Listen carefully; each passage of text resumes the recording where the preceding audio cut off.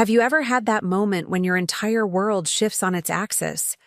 Not with a bang or a dramatic confrontation, but with something subtle, a glance, a whisper, or in my case, the gentle clink of a champagne glass at our law firm's 10-year reunion.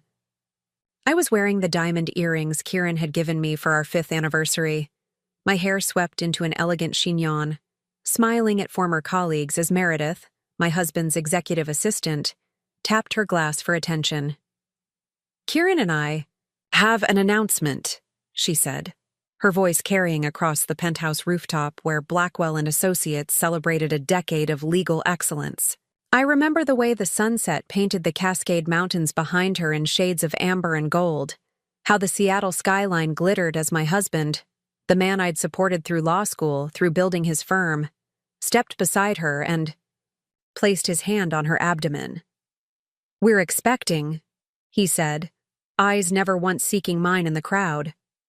"Before we jump back in, tell us where you're tuning in from, and if this story touches you, make sure you're subscribed. Because tomorrow, I've saved something extra special for you. I'm Thalia Blackwell, and that moment at the Emerald Tower penthouse wasn't the beginning of my story. It was the middle. The part where everything falls apart before it rebuilds into something stronger. I'd spent 7 years as Kieran's wife, the dutiful partner who entertained clients, organized charity galas, and sacrificed my own legal career to support his ambitions. That night, as champagne flutes froze midair and a collective gasp rippled through the crowd, I didn't create a scene. I simply set down my glass, nodded once at Meredith's 4-carat engagement ring, my grandmother's, I noticed, and walked out the door with my dignity intact. The elevator ride down 68 floors gave me just enough time to process what had happened. Not the affair. I'd suspected something for months. Not even the pregnancy. A betrayal, certainly, but not a surprise. What cut deepest was the public humiliation, the calculated way they'd chosen our firm's celebration to announce their relationship. They wanted everyone to witness my replacement, to see the torch pass from the supportive wife who'd helped build Blackwell and Associates to the younger executive assistant who'd be the mother of Kieran's child. My Lyft driver, a woman named Zara with kind eyes and a quiet demeanor, watched me in the rearview mirror as I stared out at the rain-slicked streets of downtown Seattle. "Bad night?" she asked, navigating through the evening traffic toward my Medina waterfront home. "Just an ending," I replied, surprising myself with the steadiness in my voice.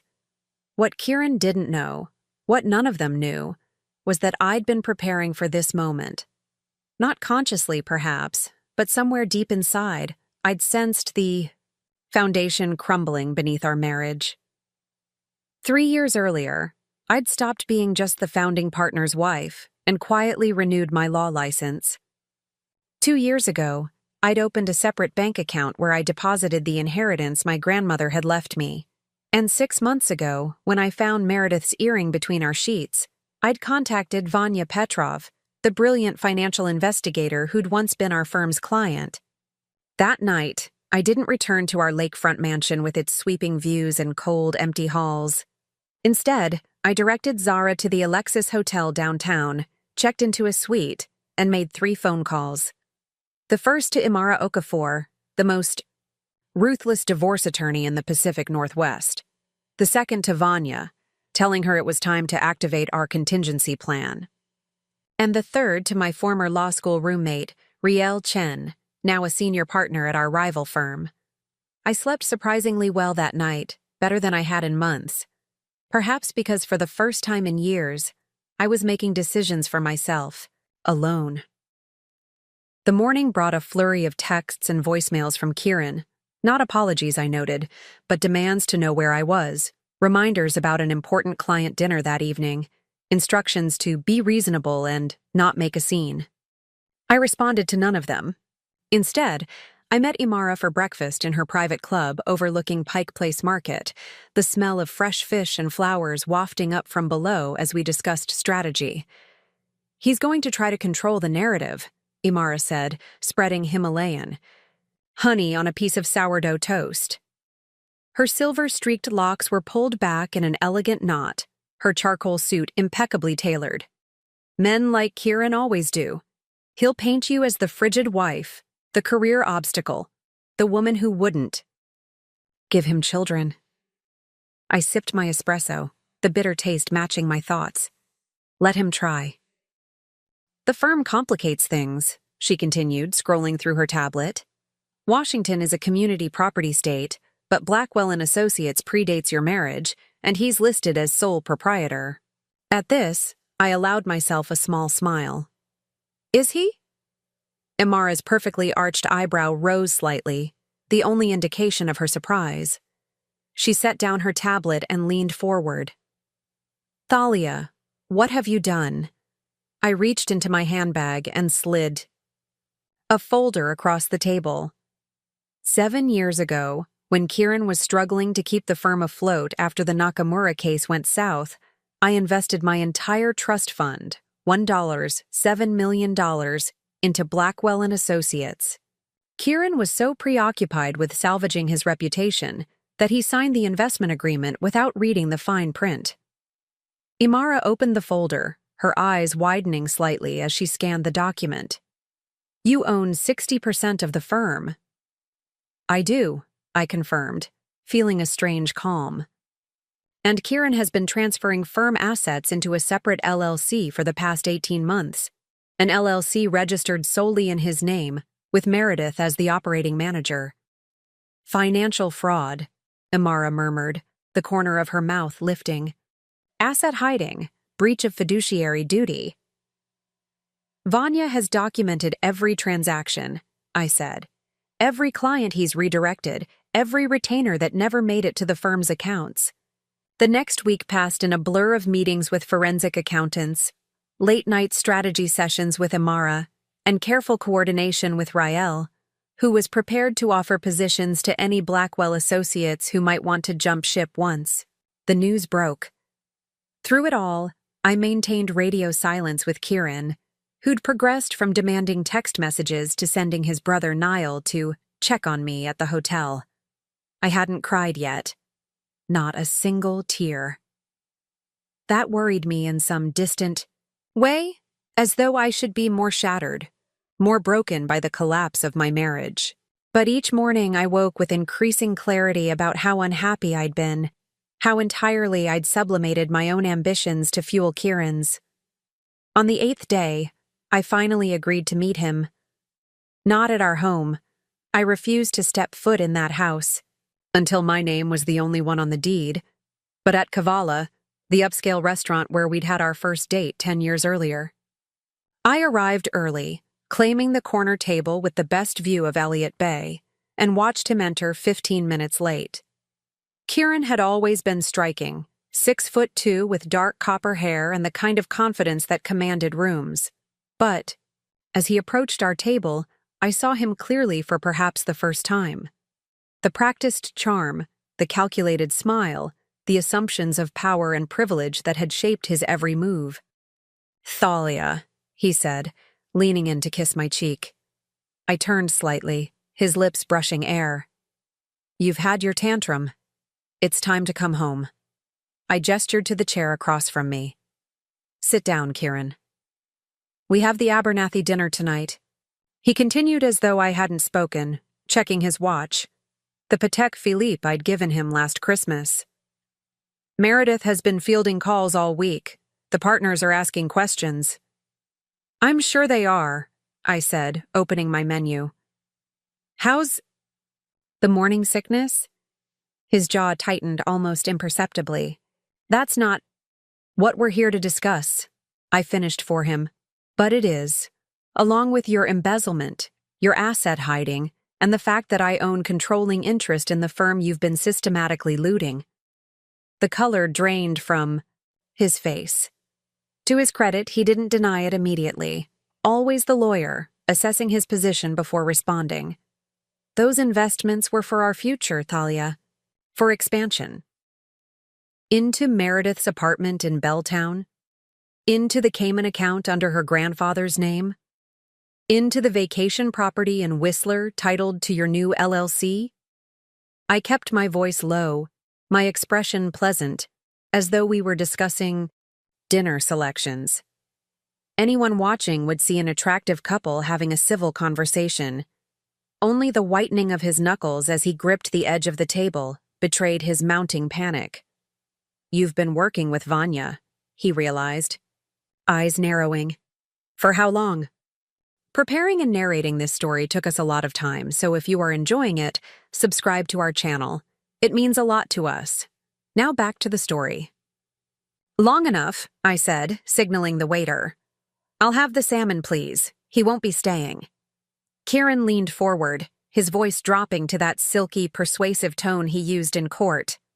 "Thal, be reasonable. Whatever Vanya found, I can't explain.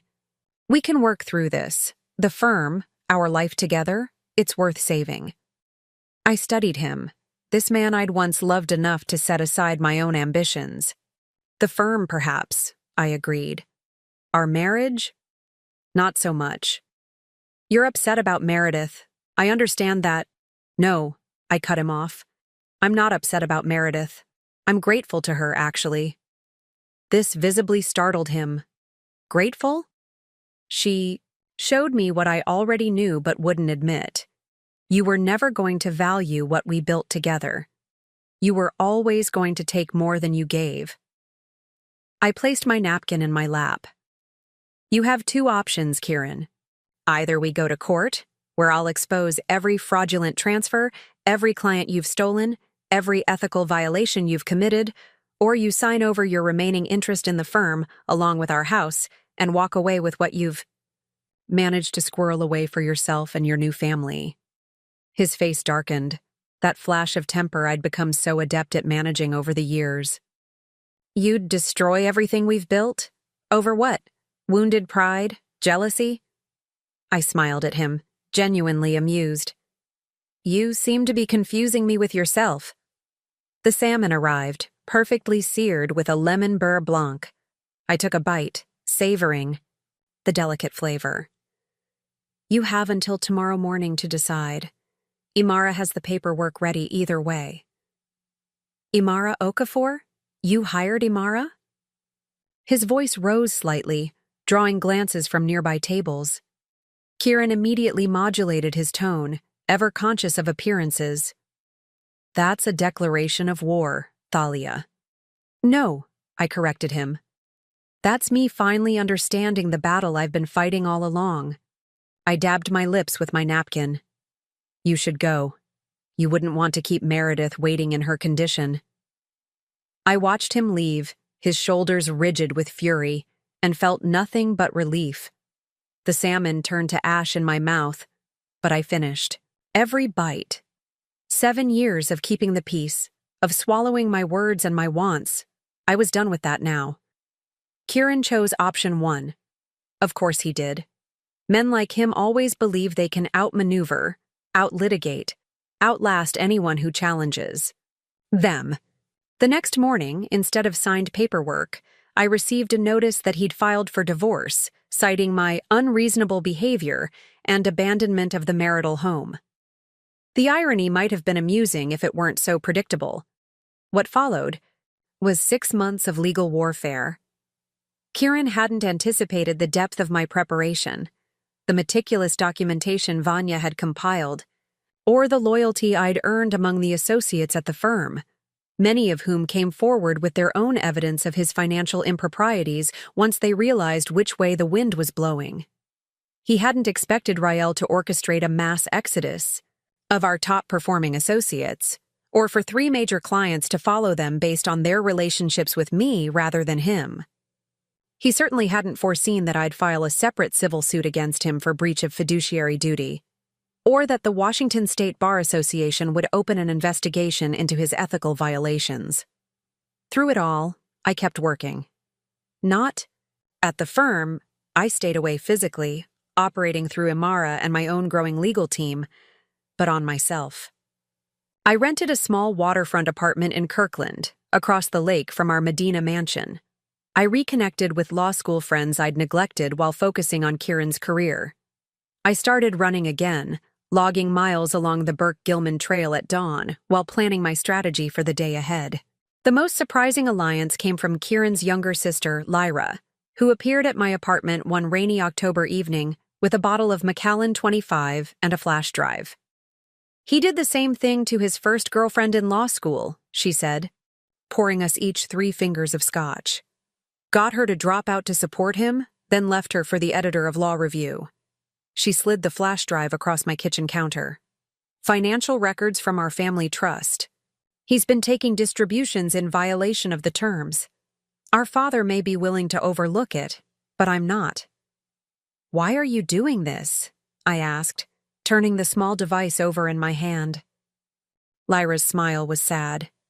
"Because you were the best thing that ever happened to him, and he was too arrogant to see it.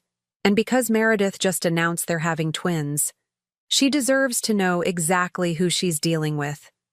By December, Kieran's position was crumbling.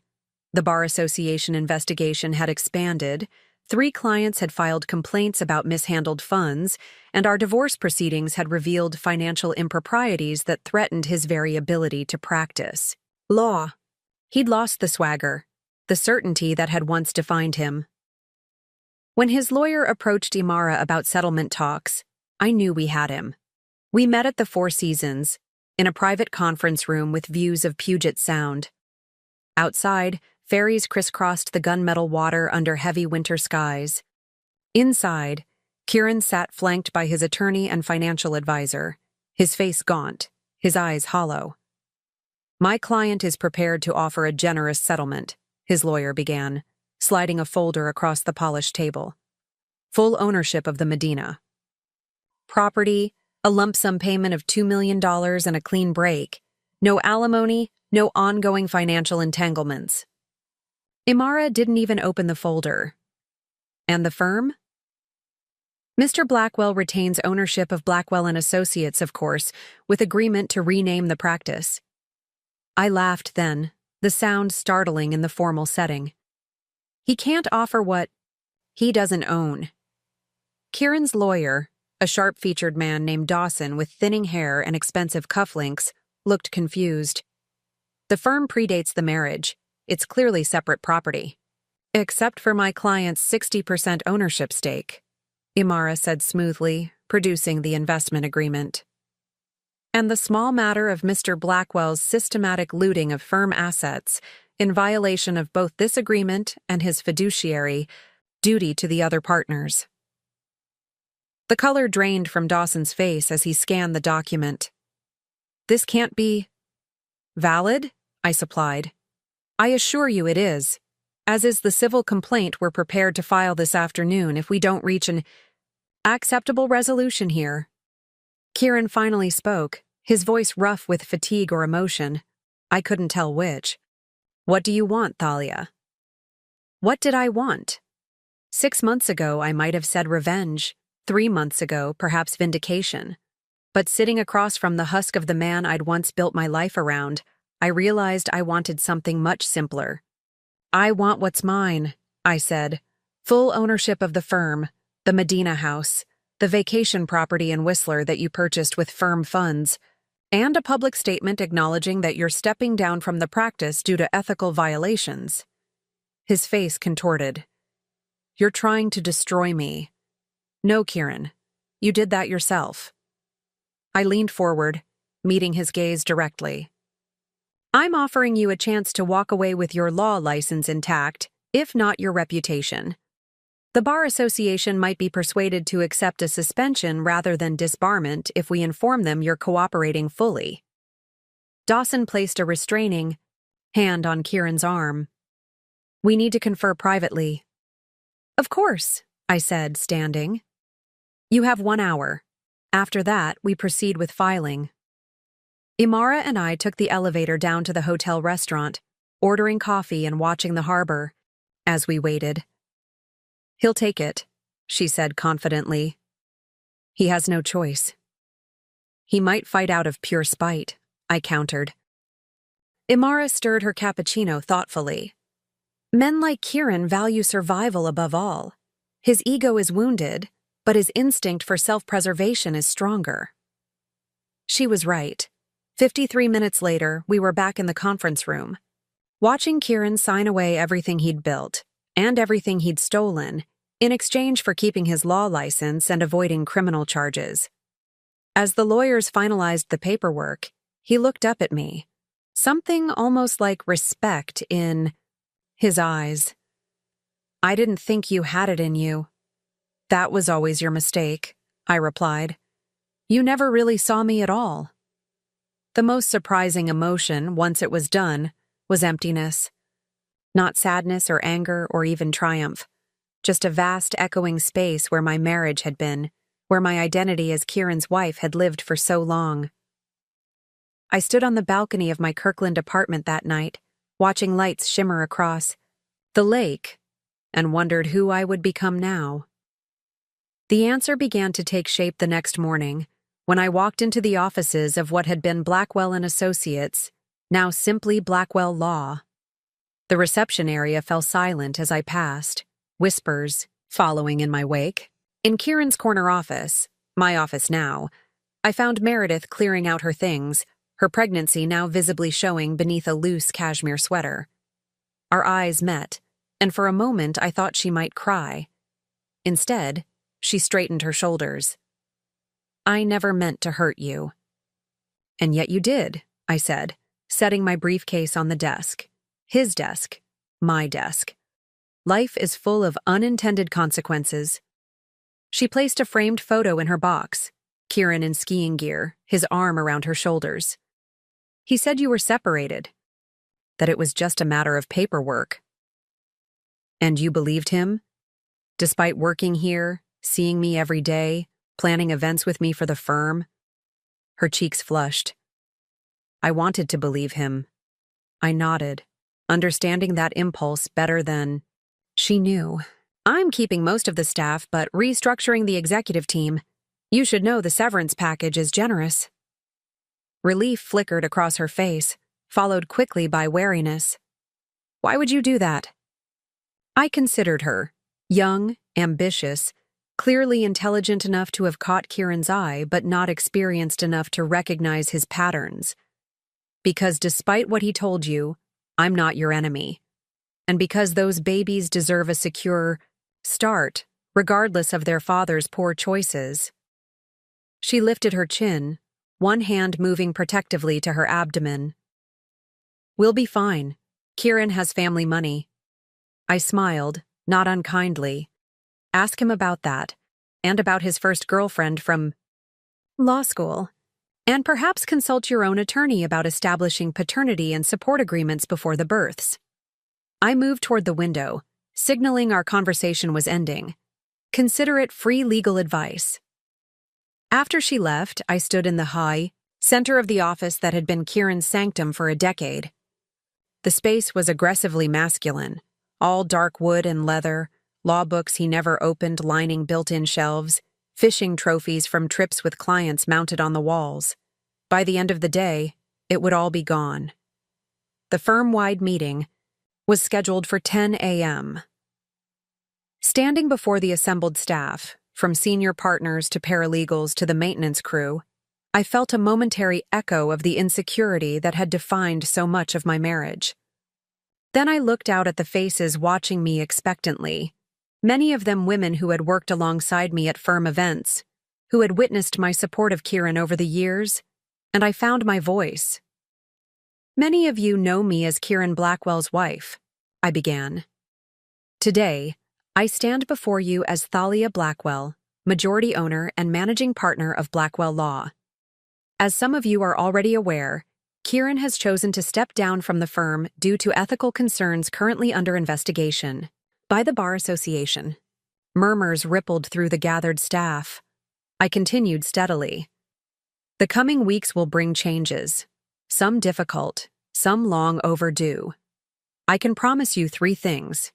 Transparency in all our operations going forward, recognition based on merit rather than favoritism, and a workplace where ethical practice is valued above billable hours." I paused, surveying the room. "I understand some of you may choose to seek opportunities elsewhere." Those who stay will be part of building something better than what came before. By the end of the week, 12 staff members had resigned, including 2 senior partners who had been Kieran's closest allies. 23 chose to stay, among them some of our most talented associates who had previously been overlooked for advancement. The firm didn't collapse, as some had predicted. Instead, it transformed. We specialized in corporate accountability and whistleblower protection, areas I had always been drawn to and Kieran had dismissed as not profitable enough. We implemented flexible working policies that retained talented lawyers who needed to balance career and family. We established a foundation offering scholarships to law students from underrepresented backgrounds. 6 months after taking control of the firm, I sold the Medina mansion and moved into a renovated loft in Pioneer Square, walking distance to our offices. The proceeds went into expanding the Scholarship Foundation and establishing a legal aid clinic for survivors of domestic abuse. I heard about Kieran occasionally. He'd taken a position with a smaller firm in Portland. The twins had been born. He was renting a modest house in a suburban neighborhood. Meredith had indeed taken my advice about consulting her own attorney, resulting in a support agreement that would secure the children's future, regardless of Kieran's fluctuating fortunes. A year to the day after the firm's 10-year reunion, the night that had changed everything, we hosted an event celebrating the relaunch of Blackwell Law. The same rooftop venue, the same spectacular view of the Seattle skyline and the Cascade Mountains beyond, but a different energy entirely. I stood at the podium, surveying the crowd. Our team, our clients, law school colleagues who had supported me through the transformation. The evening light caught my grandmother's emerald ring, now worn on my right hand rather than the left, where Kieran's diamond had once been. A year ago, I stood in this very spot and witnessed the end of one chapter of my life, I said. Tonight, we celebrate not just the success of our firm's new direction, but the power of reclaiming your own story. As applause rippled through the gathering, I caught sight of a familiar face near the back. Zara, the Lyft driver who had picked me up that fateful night. She was wearing the dark blue suit of our paralegal team, having accepted my offer of sponsorship through law school after I'd learned of her deferred dreams during subsequent rides. The measure of our success isn't found in billable hours or settlement figures, I continued. It's in the lives we change, including our own. I raised my glass. To new beginnings, hard-won wisdom, and the courage to walk away from what no longer serves you. As conversations flowed around me later that evening, Rael Chen appeared at my elbow, striking in a crimson sheath dress. "Impressive turnaround," she said, nodding toward a group of associates animatedly discussing a recent victory. "Though I'm still annoyed you stole the Westridge account from us," I laughed. "Consider it payment for poaching 3 of our associates last year."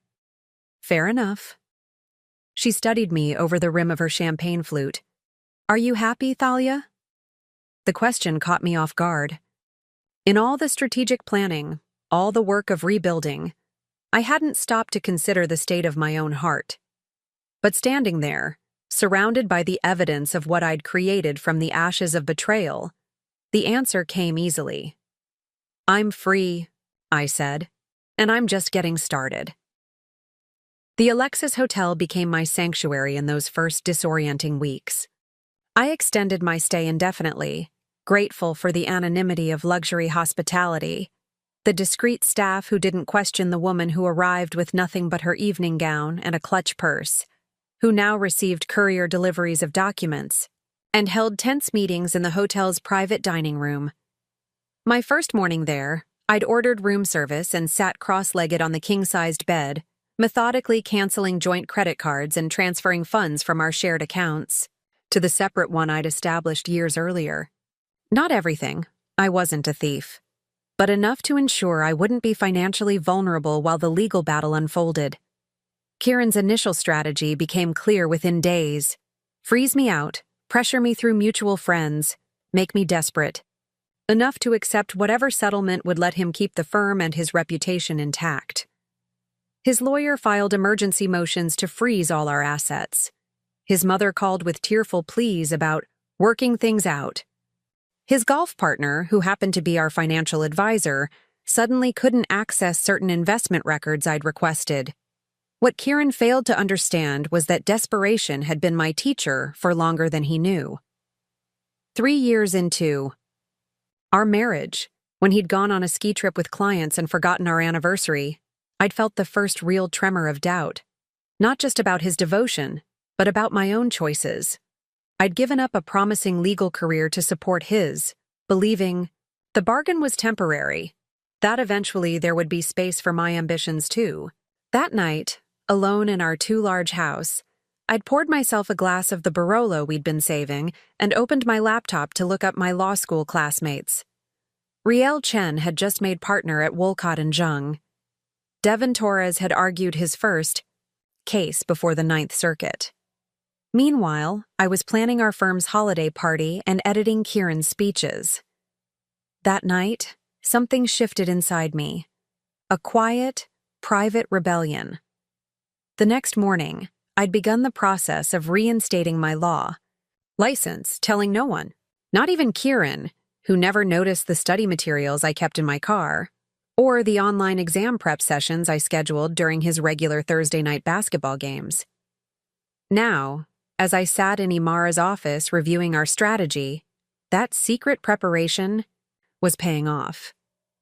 Kieran's trying to position this as you being an uninvolved spouse who suddenly wants half of his hard-earned assets, Imara said, passing me the latest filing from his legal team. He's claiming you were never involved in the firm beyond social appearances. I skimmed the document, my anger rising with each paragraph of revisionist history. I wrote his briefs for the Nakamura case when he was too overwhelmed to meet the deadline. I researched precedents for the Porter settlement. I personally managed client relationships when he was too busy chasing new business to maintain them. Can you prove it? Imara asked, direct as always. I nodded. I kept copies of everything, and several associates witnessed my contributions. Will they testify to that? Against the founding partner who controls their careers? That was the heart of it. Who would risk their professional future to support my claims? Kieran's power within the legal community was formidable. He sat on bar association committees, golfed with judges, had connections throughout the Pacific. Northwest legal world. I had, what? A network of caterers and event planners? Charity committee members? The society wives who'd always viewed me with a mixture of pity and envy? That night in my hotel room, I created a spreadsheet of everyone I'd worked with during my 7 years supporting Blackwell & Associates. Not just the lawyers and paralegals, but the administrative staff, the IT department, the janitorial team. Beside each name, I noted every interaction, every potential moment when they might have witnessed my contributions. By dawn, I had identified 17 people who had directly observed me performing substantive legal work for the firm. The question was whether any of them would acknowledge it. My first meeting was with Zurian Kosi, the firm's head paralegal. We met at a small Ethiopian restaurant far from the legal district, where Kieran's allies wouldn't accidentally spot us. Zuri arrived precisely on time, her elegant braids swept into an updo, her expression carefully neutral. Thank you for agreeing. To see me, I said after we'd ordered. Zuri adjusted her glasses. I'm not sure what you expect from this meeting, Mrs. Blackwell. Ms. I corrected gently. And I expect nothing. I simply want to understand what's happening at the firm since my departure. She studied me, caution in her dark eyes. Mr. Blackwell has instructed all staff not to discuss firm matters with outside parties. Am I an outside party? After 7 years? Something flickered across her face. According to the all-staff email, yes. I nodded, sipping my tea. Interesting. Has he also instructed staff about the financial irregularities? About the client funds being redirected to his personal LLC? Zuri's fingers tightened around her water glass, but her expression remained neutral. I wouldn't know about that. Wouldn't you? As head paralegal who processes all client billing? Our food arrived, saving her from responding immediately. We ate in silence for a few moments before she spoke again, her voice barely above a whisper. 3 associates have resigned in the past week. There are rumors about an ethics investigation. I kept my expression calm, though inside I felt a flicker of vindication. That must be creating quite a workload for those who remain. Meredith has hired temps, she said. Law students from Seattle U. They don't have the clearance for sensitive client materials, so the rest of us are working double shifts. She hesitated, then added, Mr. Blackwell hasn't been in the office much. Meredith says he's meeting with potential investors. Investors? This was news. The firm has never had outside investors. Zuri shrugged slightly. That's just what we've been told. By the time our coffee arrived, Zuri had shared, without directly saying so, that the firm was in turmoil. Associates were updating their resumes, paralegals were documenting everything to protect themselves, and clients were beginning to ask uncomfortable questions about their retainers. Kieran's public story about an amicable separation was crumbling under the weight of reality. I should get back, Zuri said, reaching for her purse. My lunch hour is almost over. I placed my hand briefly on hers. Thank you for the conversation. She met my eyes directly for the first time. Ms. Blackwell. The morning after the reunion, when you didn't come in, Mr. Blackwell had IT clear your office. Personal items, files, everything, boxed up and moved to storage. I thought you should know. My stomach tightened. What storage facility? Meredith handled it. But she hesitated, then drew a business card from her wallet and slid it across the table. On the back was a handwritten address. That afternoon, I took a lift to the storage facility in South Seattle. The manager, a burly man named Fletcher with tattoos covering both arms, initially refused to allow access without the account holder's permission. The account is under Blackwell and Associates, I explained calmly. I'm Thalia Blackwell. Name? On the paperwork is Kieran Blackwell, he said, checking his computer. I removed my driver's license and placed it on the counter beside the investment agreement, showing my ownership stake in the firm. Blackwell and Associates is my company. Those are my personal possessions, unless you'd prefer I come back with the sheriff and a court order. Fletcher studied the documents, then my face, then shrugged. Unit 3 at 17, down the hall, left at the water fountain, 3rd corridor. The storage unit was small, barely 8 by 10 feet, stacked with bankers' boxes labeled in Meredith's precise handwriting. TB personal items, TB office decor, TB miscellaneous. As I opened the first box, anger surged through me. My grandmother's hand-painted bowl that had sat on my desk, filled with paper clips. Photo frames of my nieces and nephews. Books I'd referenced regularly in my unofficial legal work for the firm. But it was the 3rd box that made my hands shake. Labeled simply TB Files, it contained folders of my notes on cases, drafts of briefs I'd edited for Kieran, research I'd compiled on precedents and statutes. Evidence of my contributions that Kieran had removed from the office. Evidence that proved I wasn't just the founder's wife, but an active, if unacknowledged, legal mind in the firm. I called Imara immediately. I need a forensic documentation team at a storage unit in South Seattle. Now. 2 hours later, every item had been photographed in situ, cataloged, and carefully packed for transport to Imara's offices. The files would be reviewed by her team for any documentation that might support my claim to the firm. That night, alone in my hotel room, I finally allowed myself to cry.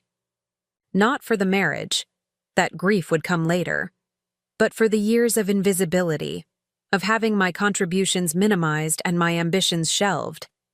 I cried for the younger Thalia who had believed that supporting someone else's dreams would eventually create space for her own. When the tears subsided, I did what lawyers do best. I began to build my case. Methodically, meticulously, I documented every contribution I'd made to Blackwell and Associates over 7 years. Every brief I'd researched, every client I'd soothed, every strategic decision where my input had shaped the outcome. By morning, I had a 27-page chronology of my unacknowledged work for the firm. The next day brought unexpected support from a surprising quarter. Danica Reeves, a senior associate who had always been firmly in Kieran's camp, texted me requesting a meeting. We arranged to meet at the Seattle Art Museum, among the crowds viewing a new exhibition of Japanese woodblock prints. "I can't stay long," she said, glancing nervously over her shoulder as we stood before Hokusai's great wave. "If Kieran knew I was talking to you, why are you?" I asked directly. Danica exhaled slowly. "Because what's happening at the firm isn't right. Kieran's been moving clients to a new entity, premium clients, the ones with the biggest retainers. He's telling them it's a restructuring for tax purposes, but the new engagement letters don't include most of the associates who've been working their cases." My pulse quickened. "Do you have copies of these new engagement letters?" She shook her head. "Meredith handles all that now. But last week I was copied on an email chain accidentally. Kieran's new LLC, Blackwell Strategies, is entering into an of-counsel relationship with Hamilton Frost in Portland. Hamilton Frost, one of the largest corporate firms in the Pacific Northwest. If Kieran was setting up an alliance with them, he was planning his exit strategy from our firm while stripping it of its most valuable assets. Danica, would you be willing to document what you've observed, formally?" She paled slightly. "I can't afford to be blackballed. I have student loans, a mortgage." "I understand," I said, and I did. Kieran's influence could make or break a young lawyer's career. But if things continue as they are, there might not be a firm left for any of us. She was quiet for a long moment, studying the intricate details of Hokusai's wave. "I'll think about it. That's all I can promise right now." It wasn't a yes, but it wasn't a no either. As Danica hurried away, I remained before the painting, struck by its imagery, a towering wave about to crash down on vulnerable boats beneath. That's what Kieran was to the firm now. Not its foundation, but a destructive force threatening to drown everyone who had trusted him. Back at the hotel, I found an elegantly wrapped package waiting for me at the front desk. Inside was a vintage Hermes scarf in shades of blue and gold, with a note in familiar handwriting. "For your new beginning. L.B. Lyra Blackwell. Kieran's sister, 8 years his junior and the family rebel who had eschewed law school for a career in sustainable fashion design. We'd been close during my early years with Kieran, before his disapproval of her impractical career choices had created distance between them. I hadn't spoken to her since last Christmas, when she'd arrived at family dinner with a new girlfriend, and Kieran had made thinly veiled disapproving comments throughout the meal. I called her immediately. "The scarf is beautiful. Thank you." "Thalia." Her warm voice brought a smile to my face. "How are you holding up?"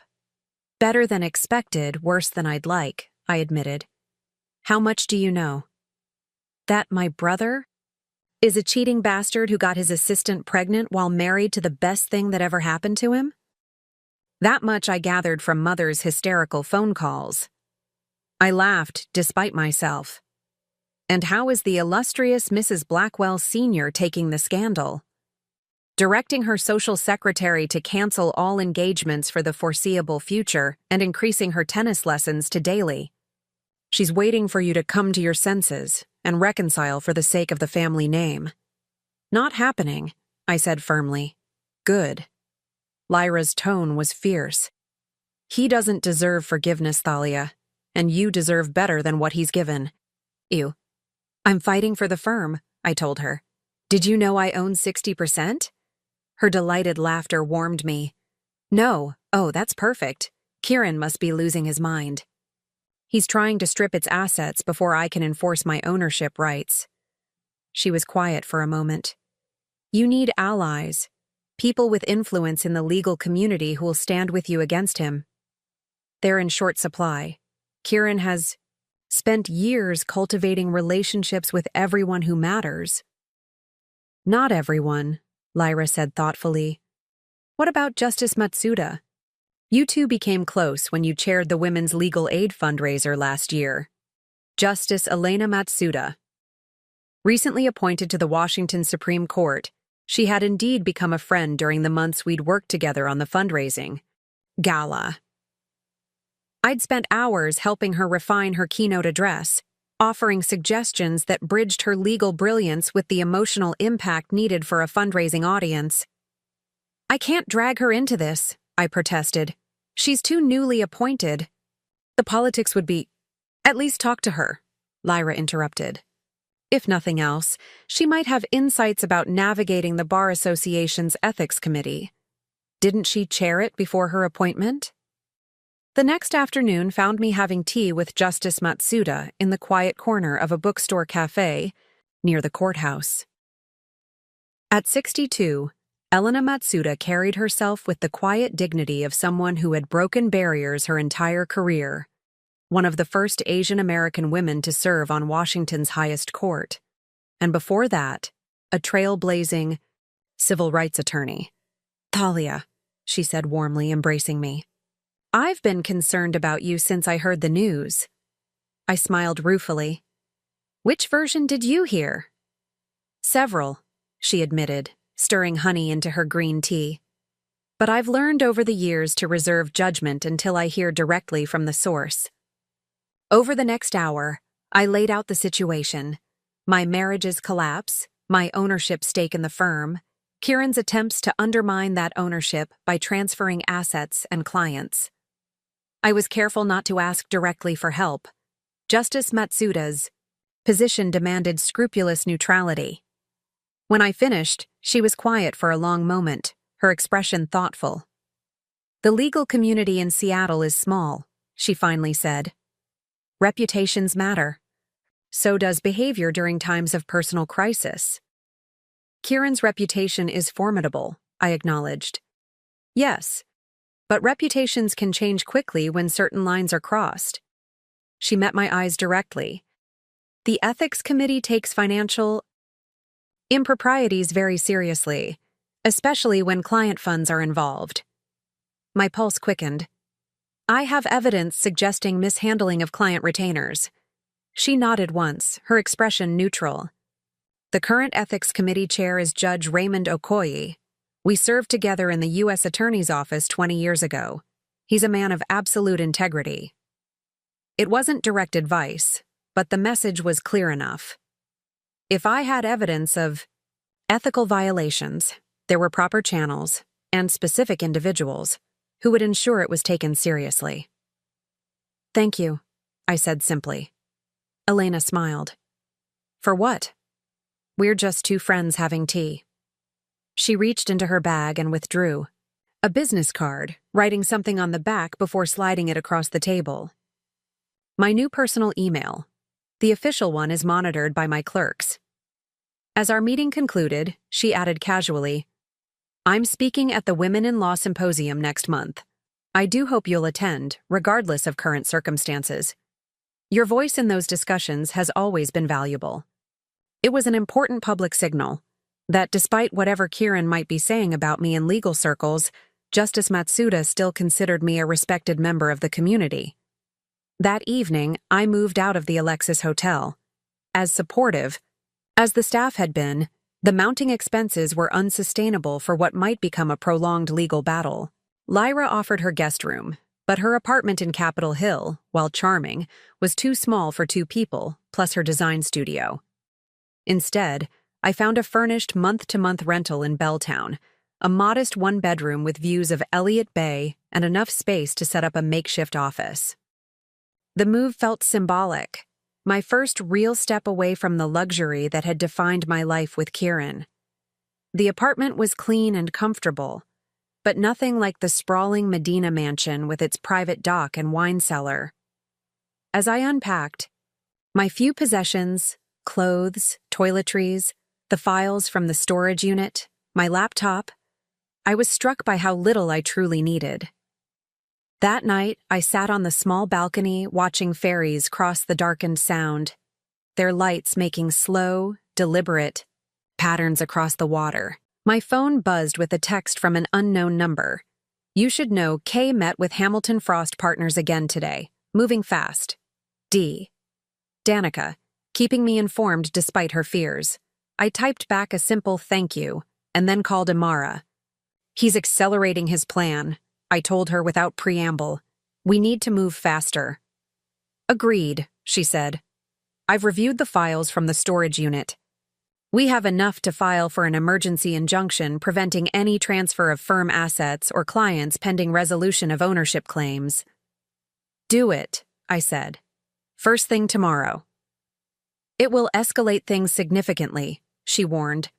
"Once we file, there's no going back to quiet negotiation." I watched another ferry begin its journey across the dark water, steady and unwavering despite the currents beneath. I'm not interested in quiet negotiation. I want what's mine. The next morning, Imara filed the injunction request. By noon, it had been granted by Judge Wilson, a no-nonsense jurist known for her strict interpretation of fiduciary duties. By 2 o'clock, Kieran's lawyer had called Imara's office, demanding an emergency settlement conference. By 4, I was sitting in Imara's conference room across from Kieran and his legal team, the tension thick enough to cut with a knife. Kieran looked both angry and bewildered, as though he couldn't quite believe I was capable of outmaneuvering him. "This is unnecessary," he began, his tone conciliatory, but his eyes cold. "We can resolve this between ourselves, Thalia. We were partners for 7 years. "Business partners?" I asked innocently. "Because that's what we're discussing today, business." His jaw tightened. "You know what I mean."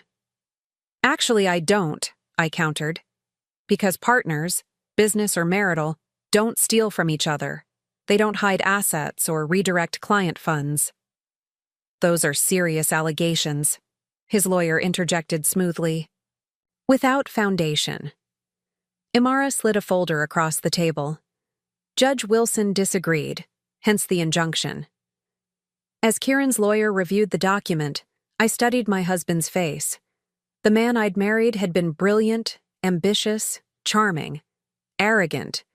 Yes, but with the talent to back it up. The man before me now seemed diminished somehow, cornered and calculating. "What do you want, Thalia?" he asked finally. "Just tell me your price." "I want what I own," I said simply. 60% of Blackwell and Associates, the house that my grandmother's trust helped pay for, and a full accounting of all client funds transferred to Blackwell Strategies LLC in the past 18 months. His face darkened. "You're trying to destroy everything I've built." "No, Kieran. Everything we built. The difference matters." His lawyer leaned in, whispering urgently in his ear. Kieran shook his head once, sharply, then stood. "This meeting is premature. We need time to review your claims and prepare a proper response." "The court gave you 48 hours to provide a full accounting of all firm assets and client accounts," Imara reminded him. "That clock is ticking." As they gathered their papers to leave, I remained seated, calm in the face of Kieran's barely controlled fury. At the door, he turned back. "You won't win this, Thalia. You're out of your depth." After they left, Imara expelled a long breath. "That went better than expected." I raised an eyebrow. "Did it?" "He's scared," she confirmed. "Men like Kieran lash out when they're cornered, and make mistakes." That night, as I prepared a simple dinner in my rental apartment's compact kitchen, my phone rang with Kieran's number. I declined the call. It rang again immediately. And again. On the 4th attempt, I answered, placing it on speaker as I continued, chopping vegetables. "What part of communicate through our attorneys was unclear?" I asked. "Thalia, be reasonable." Kieran's voice was tense. "You're putting everything at risk with these wild accusations. The firm's reputation, our clients' confidence. Our clients? I repeated. The ones you've been redirecting to your new LLC? That was a contingency plan, he said quickly.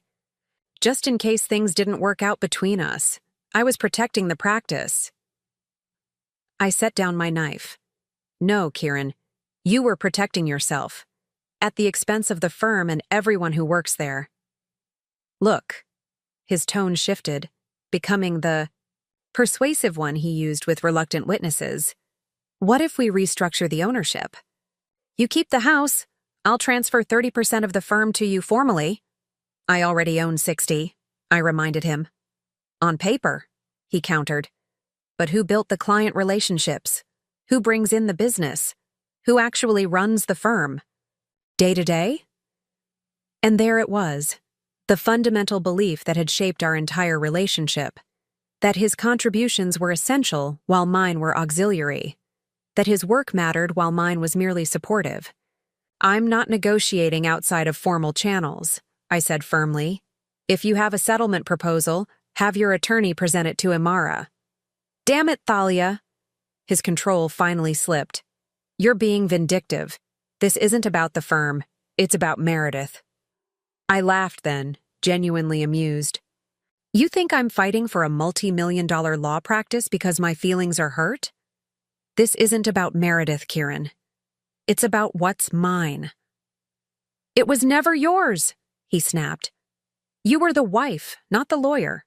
You were the hostess, not the partner. Don't delude yourself into thinking. I ended the call mid-sentence, my hand perfectly steady. His words, cruel as they were, merely confirmed what I'd always suspected he believed.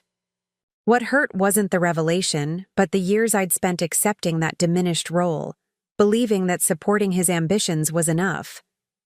The vegetables abandoned, I poured myself a glass of wine and returned to the balcony.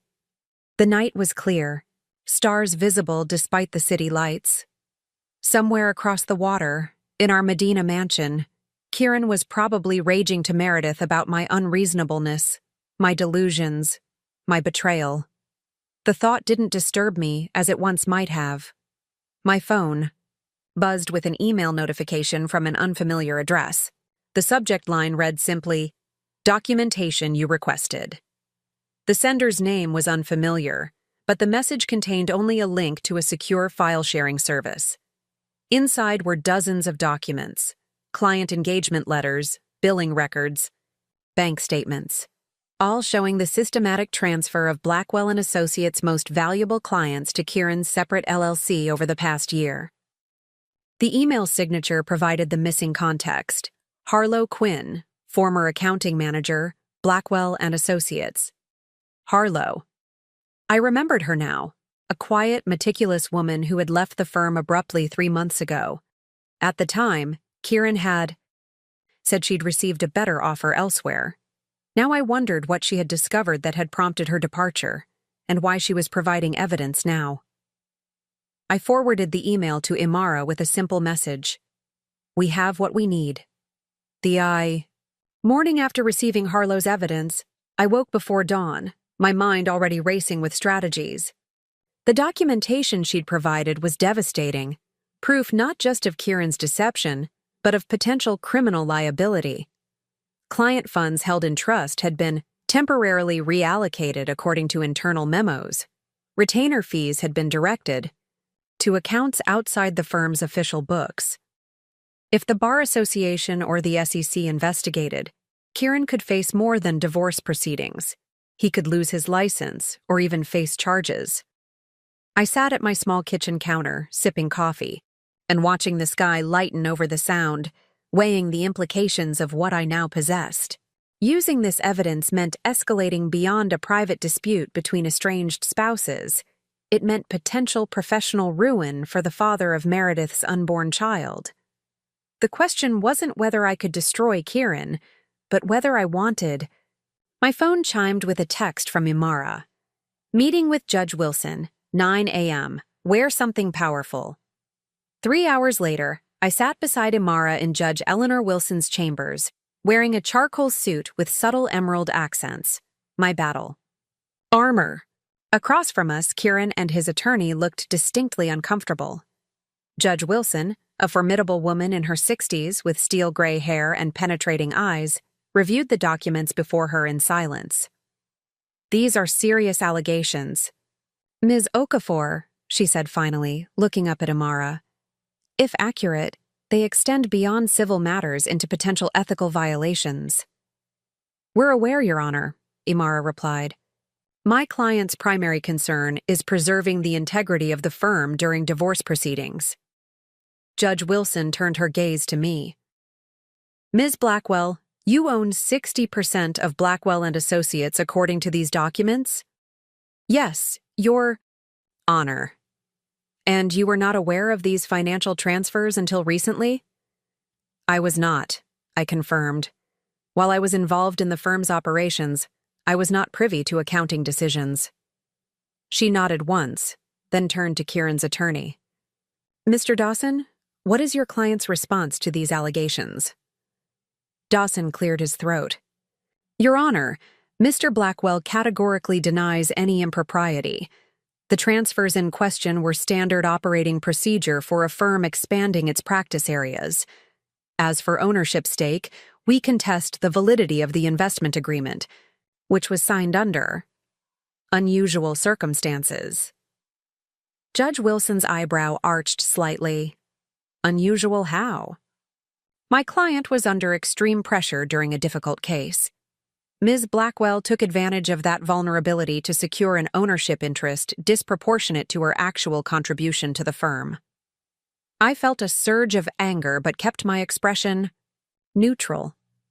Beside me, Amara shifted almost imperceptibly, a signal to remain calm. Judge Wilson studied Kieran for a long moment. Mr. Blackwell, you're claiming you didn't understand what you were signing when you accepted Ms. Blackwell's investment of nearly $2 million? Kieran straightened, adopting the confident posture I'd seen countless times in court. Not exactly, Your Honor. I understood we were using family funds to support the firm during a temporary cash flow issue. I did not understand I was signing over controlling interest in a practice I had built from the ground up. I see. Judge Wilson's tone was neutral, but something in her eyes suggested skepticism. And the client funds redirected to Blackwell Strategies LLC? Kieran's confident expression faltered slightly. Those were advanced deposits on a new practice area we were developing, all properly documented and disclosed to the clients in question. We would request immediate production of those client disclosures, Amara interjected smoothly. Judge Wilson nodded. Indeed. She closed the folder before her. Here's what's going to happen. I'm extending the temporary injunction freezing all assets of both Blackwell and Associates and Blackwell Strategies LLC for 30 days. During that time, a court-appointed forensic accountant will review all financial records of both entities. Mr. Blackwell will produce all client disclosures regarding fund transfers within 48 hours. And Ms. Blackwell, she turned to me, will produce any documentation supporting her claim of active participation in the firm's legal work. Yes, Your Honor, I said. One more thing. Judge Wilson's gaze swept over all of us. If I find evidence of ethical violations or mishandling of client funds, I will have no choice but to refer this matter to the Bar Association. I suggest all parties consider carefully how they wish to proceed. As we left the courthouse, Kieran caught up to me at the marble steps. You've crossed a line, Thalia, he said, his voice low and tense. These accusations are supported by evidence, I finished for him. Evidence that could end my career, he hissed. Is that what you want? To destroy everything? I stopped, turning to face him fully.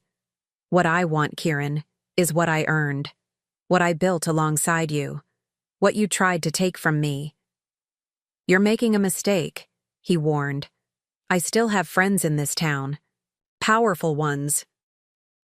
So do I replied. The difference is, mine know exactly who I am. As he stalked away, Amara rejoined me. That went better than expected, she observed. Judge Wilson sees through him. What happens now? I asked as we descended the courthouse steps. Now we prepare for war, Imara said simply, and you need to decide how far you're willing to go. That question haunted me through the following weeks as the court-appointed accountant combed through financial records and Kieran's team scrambled to produce client disclosures that likely didn't exist. I threw myself into gathering evidence of my contributions to the firm. Emails, drafts, notes from meetings where I'd provided legal insights despite my unofficial role. Unexpected support came from Yvette Cheng, Kieran's former administrative assistant before Meredith. Now retired, Yvette had no stake in the outcome beyond her sense of justice. She arrived at my apartment one rainy afternoon with a cardboard box of notebooks. "I kept everything," she said, setting the box on my counter. "Force of habit from 40 years as a legal secretary. These are all the notes from meetings where you provided input on cases, dates, times, who was present, what was discussed." I stared at the neat stack of notebooks, each labeled by year. "Yvette, this is the truth," she finished simply. "Mr. Blackwell relied on your legal expertise much more than he ever acknowledged. Anyone who worked closely with him knew that." Yvette's meticulous records provided a timeline of my involvement that even Kieran couldn't dispute. Her testimony, that of a respected, long-term employee with no financial interest in the outcome, would be devastating to his claim that I was merely a supportive spouse with no substantive role in the firm. As the deadline for the accountant's report approached, settlement offers began arriving from Kieran's lawyers, each one more generous than the last, but all requiring me to relinquish my claim to the firm, 40% ownership and the Medina house. Then 50% ownership in the house, plus a cash payment. Finally, 55% ownership, the house, cash, and a non-disclosure agreement about the financial irregularities. "He's desperate," Imara observed as we reviewed the latest offer. "The accountant must have found something significant." I tapped my pen against the document. "Not desperate enough. He's still trying to maintain control." "What is your endgame here, Thalia?" Imara asked. "Do you actually want to run Blackwell and Associates? Practice law again after all these years?" The question caught me off guard. In the intensity of the legal battle, I hadn't fully considered what victory would look like beyond securing what was rightfully mine. Did I want to step into Kieran's role? Rebuild a firm potentially tainted by his actions? Return to a profession I'd set aside 7 years ago? "I don't know," I admitted, "but I know I want the choice to be mine." The next day, the forensic accountant's report landed like a bomb in Judge Wilson's chambers. Kieran had indeed been systematically diverting client funds, retainers, and firm assets to his separate LLC for over 18 months. The total exceeded $3 million. Money that rightfully belonged to Blackwell and Associates, and, by extension, primarily to me as majority owner. Judge Wilson's expression was grave as she reviewed the findings. "Mr. Dawson, does your client wish to respond to these conclusions?" Kieran's attorney looked distinctly uncomfortable. "Your Honor, my client maintains these transfers were part of a restructuring strategy that was unfortunately interrupted by personal circumstances." "Personal circumstances," Judge Wilson repeated flatly. "You mean his divorce after impregnating his executive assistant?" Dawson winced slightly. The timing was unfortunate. "Indeed." Judge Wilson closed the report. "I am extending the asset freeze indefinitely. Furthermore, I am ordering Mr. Blackwell to immediately return all diverted funds to Blackwell and Associates' proper accounts. Failure to comply within 7 days will result in contempt charges." She turned to me. "Ms. Blackwell, the court recognizes your 60% ownership stake in the firm. As majority owner, you have the right to make operational decisions, including management changes, subject to proper corporate governance."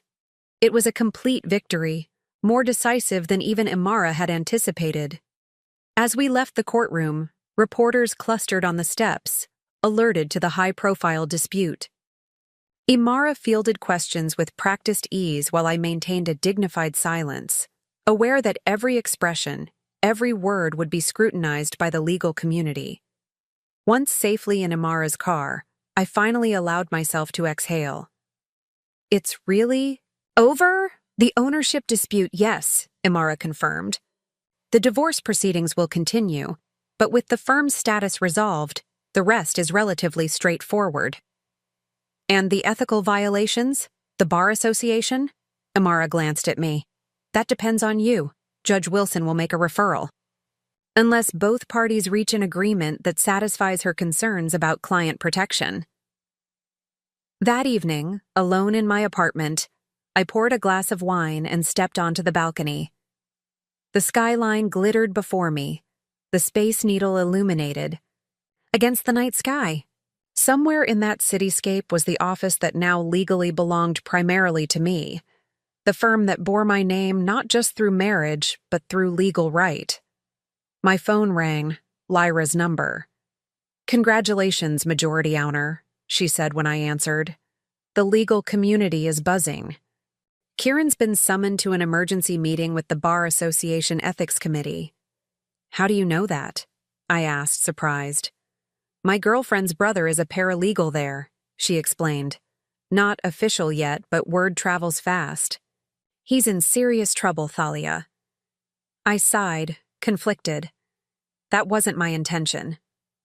"Wasn't it?" Lyra challenged gently. "You went after the firm knowing what he'd been doing with client funds." "I went after what was mine," I corrected. "The consequences of his actions are his responsibility, not mine." "Fair enough," she conceded. "So what now? Are you going to take his corner office? Rename the firm?" The questions echoed Imara's from the day before. What did I actually want now that I had the power to choose? "I don't know yet," I admitted. "But for the first time in years, the decision is entirely mine." The following week, I walked into Blackwell & Associates for the first time since the reunion that had shattered my world.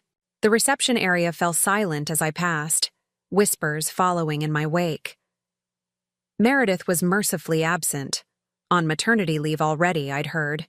Kieran's office door was closed, but I knew he wasn't inside. According to Imara, he'd been advised by his attorney to work remotely while the ownership transition occurred.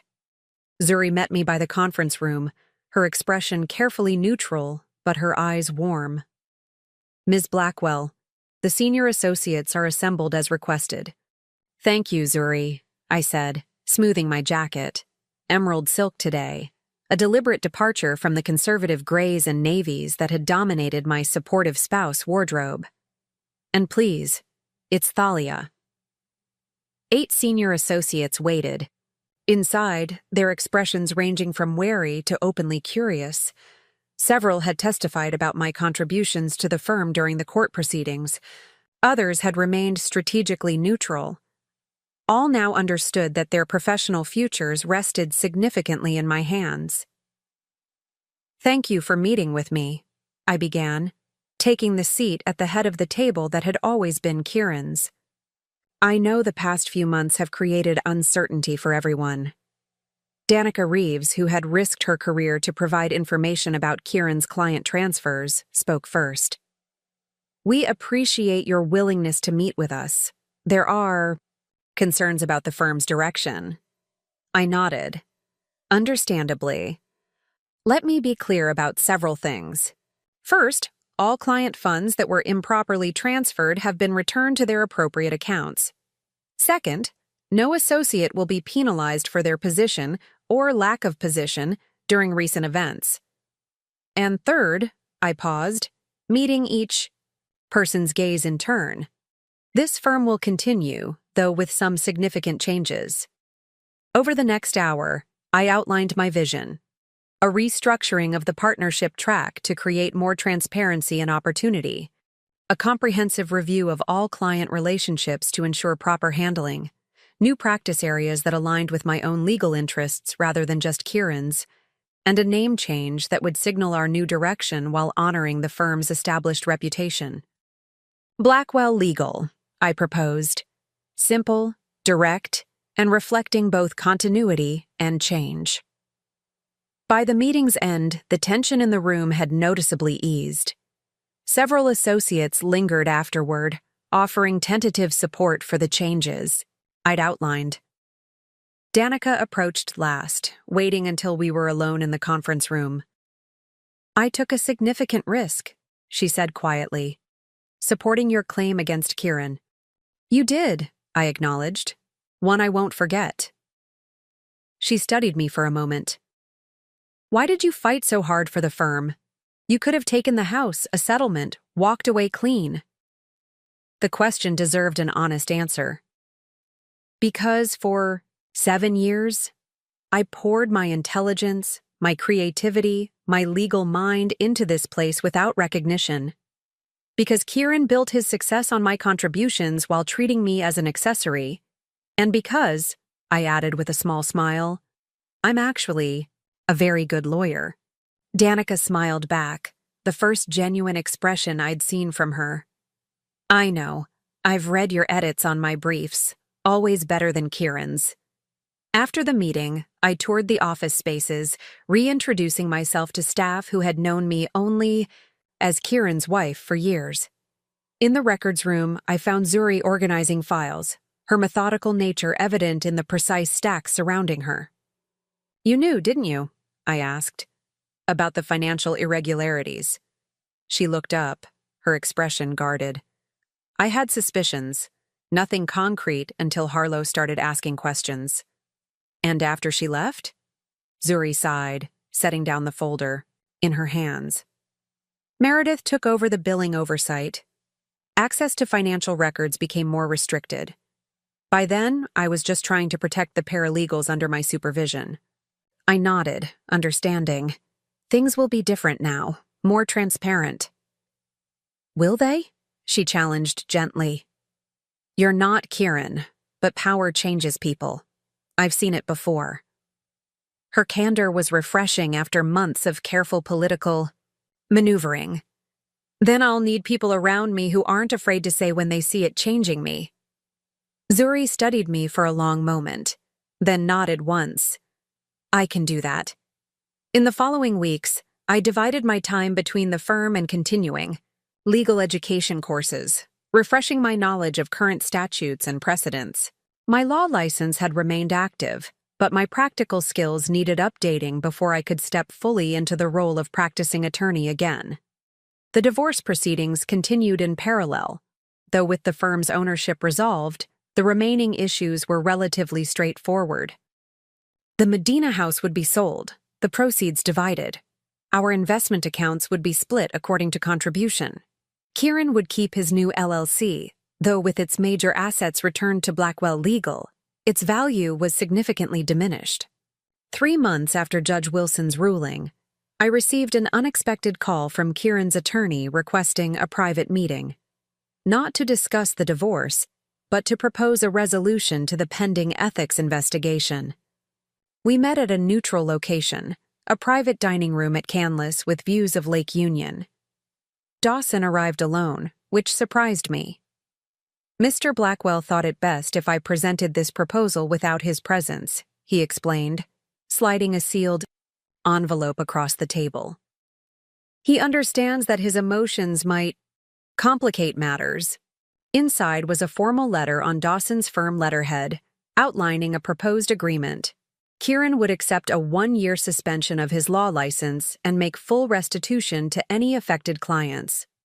In exchange, I would provide a statement to the Bar Association indicating that the financial irregularities had been addressed to my satisfaction as majority owner of the firm. "He's asking me to help salvage his career," I summarized, setting the letter down. "After everything." Dawson nodded, his expression carefully neutral. He recognizes the position he's put himself in. A formal ethics investigation could result in disbarment, with a child on the way. I thought of Meredith, now heavily pregnant, and the innocent life that would soon depend on Kieran. My Anger toward him remained, but punishing his child for his failings served no purpose. "I'll consider it," I said finally, "but I need something in return beyond what's outlined here." "What would that be?" "A public statement from Kieran acknowledging my contributions to the firm over the years. Not a generic press release. A specific recognition of my legal work, my client development, my strategic input." Dawson looked surprised. "That's an unusual request in this context." "It's non-negotiable," I replied calmly. "My reputation in the legal community has been undermined by years of being positioned as merely supportive rather than substantively contributing. That ends now." The attorney studied me with newfound respect. "I'll convey your terms." 2 days later, Kieran agreed to my conditions. 1 week after that, he issued a statement to the Seattle legal community acknowledging my significant legal contributions to the firm's success and my instrumental role in developing key client relationships and case strategies. The statement was circulated to all major law firms in the region, the local bar association, and legal publications. The ethics matter resolved with a 1-year suspension rather than disbarment. Kieran relocated to Portland as planned, accepting a position with Hamilton Frost that would begin after his suspension ended. Meredith went with him, giving birth to twin girls shortly after they settled into a modest house in a suburban neighborhood. A far cry from the Medina mansion, but a fresh start for their new family. As for me, I sold the mansion, using part of the proceeds to purchase a condominium in Pioneer Square. Walking distance to the firm and immersed in the vibrant energy of downtown Seattle. The rest I invested in expanding Blackwell Legal, recruiting talented young attorneys who were drawn to our newly established focus on corporate accountability and whistleblower protection. 6 months after taking control, I argued my first case in over 7 years, a whistleblower protection matter representing a financial analyst who had exposed fraudulent accounting at a major tech firm. The courtroom felt at once foreign and deeply familiar, like returning to a childhood home. As I presented our opening arguments, I was aware of whispers among the gallery, curiosity about the woman who had transformed from society wife to formidable litigator. We won that case, securing not just compensation for our client, but significant punitive damages against the company that had attempted to silence him.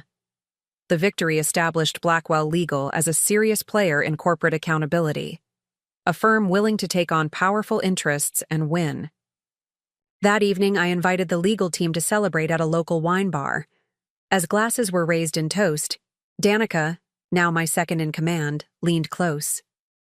Judge Patterson asked me an interesting question after the verdict. "Oh," I sipped, my champagne still riding the high of our win. "She wanted to know if you'd consider applying for the judicial vacancy on the Superior Court. Apparently your name's being mentioned in influential circles." The suggestion startled me. A judgeship had never been part of my ambitions, yet the idea held immediate appeal. The opportunity to shape legal precedent, to ensure fairness in a system often tilted toward the powerful. "I just reclaimed my place as a practicing attorney," I reminded her. "I'm not ready to set that aside." Danica smiled. "Just passing along the message. Though for what it's worth, you'd make an excellent judge. You understand both sides of power now." Later that night, alone in my condo with its views of Elliott Bay, I reflected on how thoroughly my life had transformed in less than a year. From supportive spouse to independent attorney, from silenced contributor to recognized expert, from someone whose value was defined by her relationship to another, to a woman standing entirely on her own merits. My phone chimed with a text from Lyra. "Saw the news about your win. Kieran must be seething. Dinner this weekend to celebrate?" I smiled, typing back, "Absolutely. And let's not waste time talking about Kieran. I'm more interested in the future than the past." And I meant it. The anger that had fueled my initial fight for the firm had gradually transformed into something more sustainable, determination to build something meaningful from the ashes of betrayal. The victory wasn't just winning control of Blackwell Legal or even restoring my professional reputation. It was rediscovering the woman I had been before, sublimating my ambitions to Kieran's, and then discovering an even stronger version of her I hadn't known existed. A week later, Justice Matsuda invited me to lunch at her favorite sushi restaurant near the courthouse. As we settled into a quiet corner booth, she studied me with evident approval. "The Westridge whistleblower case was excellently argued," she said. "Your command of the courtroom was impressive for someone who's been away from practice." "Thank you," I said, genuinely pleased by her assessment. It felt right, being back in court. She nodded, selecting a piece of sashimi with deliberate care. "I followed your ownership dispute with interest. Not professionally, of course. It never reached my court, but as someone who has known you both." "And your conclusion?" I asked, curious about her perspective. "That power and recognition should go to those who earn them through integrity and ability, not those who claim them through position and privilege." She met my eyes directly. "You've earned yours, Thalia. The question is what you'll do with it now." "I'm still figuring that out," I admitted, "building the firm in a new direction, establishing our reputation in corporate accountability law." "And beyond that?" she pressed gently. "Danica mentioned the judicial vacancy to you, I understand." I raised an eyebrow. "News travels fast." Justice Matsuda smiled. "The legal community in Seattle is small, remember, and those of us who have fought to diversify the bench are always alert to potential candidates who bring both excellence and different perspectives. I haven't practiced long enough in my new role to qualify," I pointed out. "Not this vacancy, no," she conceded. "But in a year or two. You should consider it, Thalia. The law needs voices like yours, people who understand how power can be both used and abused." Her words stayed with me long after our lunch ended. The idea of becoming Judge Blackwell, of having the authority to ensure fairness in a system I had seen from multiple angles, was increasingly appealing. Not immediately, but as a future goal to work toward. That evening, I received an email from an unexpected source, Harlow Quinn, the former accounting manager whose evidence had been crucial to my case. She was starting a consulting firm specializing in forensic accounting for law practices and wanted to know if Blackwell Legal might be interested in being her first client. I called her immediately. "Your evidence was instrumental in establishing the truth about the firm's finances," I said, after we exchanged greetings. "I never properly thanked you." "Professional ethics matter to me," she replied simply. "What Mr. Blackwell was doing wasn't just wrong. It was dangerous for everyone associated with the firm." "Including you," I acknowledged. "It must have been difficult to leave without explanation." "Safer that way," she said, "until I could figure out how to address what I'd discovered without risking my own career. When I heard about your ownership claim, it seemed like the right moment to provide what I knew." We arranged to meet the following week to discuss her proposed consulting arrangement. Another alliance, another piece of rebuilding a firm on principles of transparency and integrity rather than power and prestige. As spring turned to summer, Blackwell Legal continued to evolve. We moved to larger offices in a renovated historic building in Pioneer Square. The exposed brick and abundant natural light a deliberate contrast to the sterile corporate environment Kieran had preferred. We established a mentorship program for young attorneys from underrepresented backgrounds. We took on cases that aligned with our values, even when they weren't the most profitable, and I continued my own evolution, from reluctant litigator to confident advocate, from traumatized spouse to independent woman. I dated occasionally, though cautiously, aware that my trust had been profoundly damaged. I reconnected with friends I'd neglected during my marriage. I developed new interests, sailing on Puget Sound, volunteering with a literacy program for immigrant children, taking weekend hiking trips to the Olympic Peninsula. 1 year to the day after Judge Wilson had affirmed my ownership of the firm, I hosted a gathering at my condominium, not a formal celebration but an acknowledgement of how far we'd all come.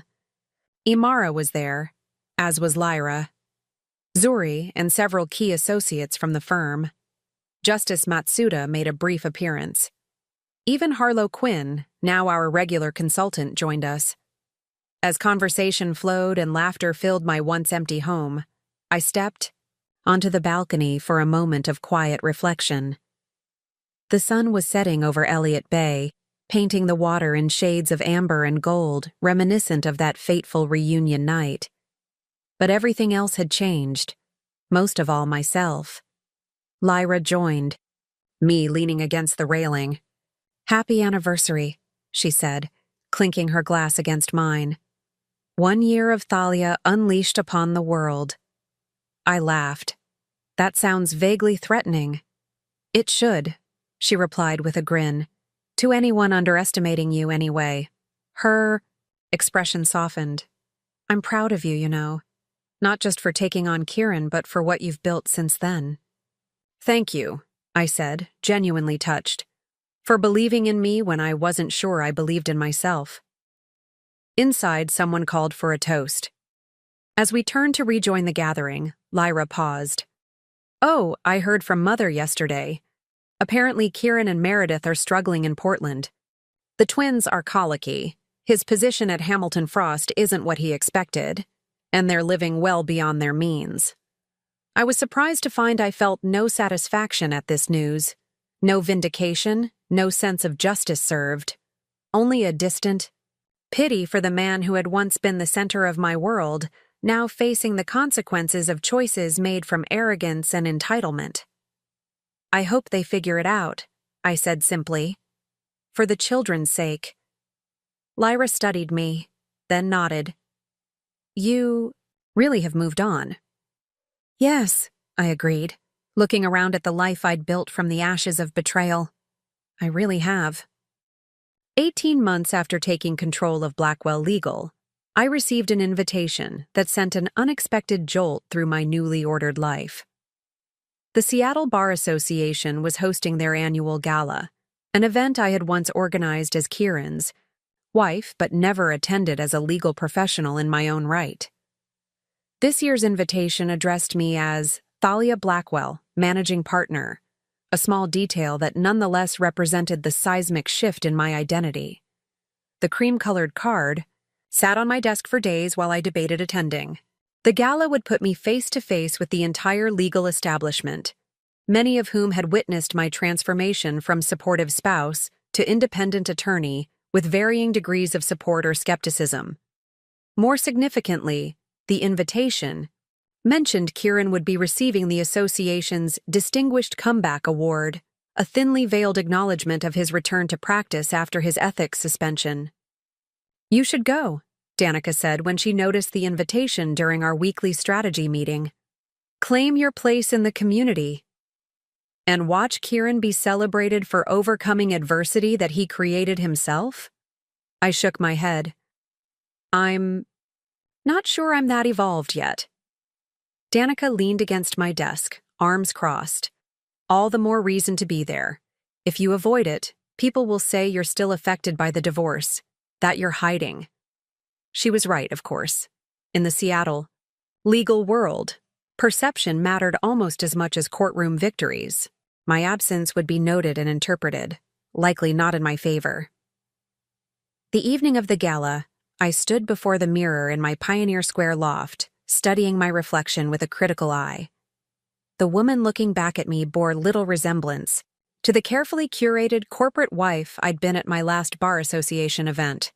Tonight I wore a tailored jumpsuit in deep emerald that managed to be both elegant and unmistakably powerful, paired with my grandmother's Art Deco earrings. Not a delicate touch, but a statement of heritage and continuity. My hair, now cut into a sleek bob rather than the longer style Kieran had preferred, framed a face that looked younger somehow, despite the additional lines around my eyes. Freedom, I reflected, was a powerful, rejuvenating force. the gala was being held at the Olympic Hotel, its grand ballroom transformed with subtle lighting and extravagant floral arrangements. I arrived deliberately late, after the cocktail hour when most attendees would already be present. The strategy was calculated. No slinking in unnoticed, but rather making an entrance when the room was full enough for my presence to register. But not so late as to appear dramatic. Conversations paused as I crossed the threshold, a subtle ripple of awareness moving through the crowd. I caught snippets of whispers. Thalia Blackwell. Completely transformed the firm. That whistleblower. Before Judge Patterson spotted me and moved to my side. Thalia, she said warmly, air kissing my cheek. The entire appellate division was just discussing your brief in the Merriweather case. Brilliant work. Thank you, Your Honor, I replied, noting the nearby attorneys who had suddenly found our conversation fascinating. The First Amendment implications were particularly challenging to navigate. And navigate them you did, she affirmed, subtly positioning herself to include me in the circle of senior jurists she'd been speaking with. Colleagues, I believe most of you know Thalia Blackwell? The next hour passed in a blur of strategic conversations and careful networking. I spoke with opposing counsel from recent cases, accepted congratulations on the firm's growing reputation, and fielded subtle inquiries about whether Blackwell Legal was expanding its partner ranks. Throughout, I maintained a careful awareness of the room, noting Kieran's absence even as I engaged fully with each conversation. He arrived during dinner, just as the first course was being served. The subtle shift in energy alerted me before. I saw him, heads turning, conversations faltering, a collective holding of breath as Seattle's legal community braced for the potential drama of our first public encounter since the divorce. Kieran looked thinner than I remembered, the confident swagger somewhat diminished. Meredith was at his side, impressively composed for a woman who had endured a difficult pregnancy and was now mothering twin toddlers. They were seated at a table, across the room, far enough from mine to avoid awkward proximity, but close enough that our inevitable interaction would be widely observed. Breathe, murmured Zuri, who had accompanied me as my +1. In the months since I'd taken control of the firm, she had become not just a valued colleague, but a trusted friend. You've faced down corporate legal teams and hostile judges. You can handle one ex-husband. I smiled, appreciating her support. I'm fine. Actually, I'm surprised by how little I feel seeing him. It was true. The sight of Kieran, once the center of my world, then the focus of my anger, now evoked little more than a distant acknowledgement. The man who had once held such power over my emotions now seemed smaller somehow, less significant in the landscape of my life. The Bar Association president, Alexandra Durham, approached our table during dessert, bending to speak quietly in my ear. Thalia, I wonder if you'd consider presenting Kieran's award tonight. The scheduled presenter has a family emergency. I stared at her, momentarily speechless. Alex, you can't be serious. She winced slightly. I know it's awkward, but it would be a powerful gesture of reconciliation. Show the community that the professional can transcend the personal. Find someone else, I said firmly. I've maintained professional courtesy throughout the divorce and the firm transition. That's sufficient. She straightened, clearly disappointed but unsurprised. I had to ask for the association. For the optics, I corrected with a pointed look. The answer is no. As Alexandra moved away, Zuri raised an eyebrow. The audacity. The desperation, I countered, taking a sip of wine. The original presenter must have backed out at the last minute. When the awards portion of the evening began, I maintained a polite expression as various members of the legal community were recognized for pro bono work, diversity initiatives, and career achievements. Judge Wilson received a Lifetime Achievement Award, acknowledging her trailblazing career and commitment to ethical practice. As she spoke about integrity being the cornerstone of the legal profession, her gaze briefly found mine in the audience, a subtle acknowledgement of our shared history. When it was time for Kieran's award, Alexandra introduced Judge Raymond Okoye as the presenter, a deliberate choice that didn't escape me. As chair of the ethics committee that had overseen Kieran's suspension, Judge Okoye's presence lent legitimacy to the comeback narrative while subtly reminding everyone of the underlying offense. Our profession demands integrity, Judge Okoye began, his resonant voice carrying throughout the ballroom, but it also values redemption. Tonight's recipient demonstrates that one mistake need not define an entire career. I kept my expression neutral, though inwardly I noted the revisionist history. One mistake, as if the systematic diversion of client funds over 18 months could be characterized as a momentary lapse in judgment. Kieran accepted the award with a practiced humility that almost seemed genuine. "This recognition means more than I can express," he said, surveying the room. "When you lose your way professionally, you discover who your true colleagues are, those willing to hold you accountable while believing in your capacity to learn and improve." His gaze swept the room and briefly caught mine. A flicker of something passed across his features. Recognition, perhaps, or regret. I maintained eye contact, neither hostile nor warm, simply present as one professional acknowledging another. "I'd like to thank Hamilton Frost for taking a chance on me during a difficult time," he continued. "My family for their unwavering support." A nod toward Meredith. "And those who challenged me to be better, even when that challenge was painful." Another glance in my direction, subtle enough that only those watching closely would notice. As applause filled the room, I joined, politely, my composure intact. Whatever narrative Kieran was crafting about his ethical violations and subsequent redemption, I would not be cast as either the vindictive ex-wife or the supportive enabler. I had defined my own role in this story. The formal program concluded, and the evening transitioned to coffee and networking. I was engaged in conversation with a potential client when I sensed Kieran approaching from behind. Taking a deliberate breath, I excused myself from the conversation and turned to face him. "Thalia," he said, his voice carrying that familiar note of confident charm, though slightly muted now. "You look well." "Thank you," I replied. "Congratulations on your award." "A bit ironic, isn't it?"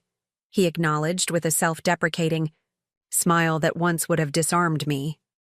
Being celebrated for overcoming a situation I created. I regarded him steadily.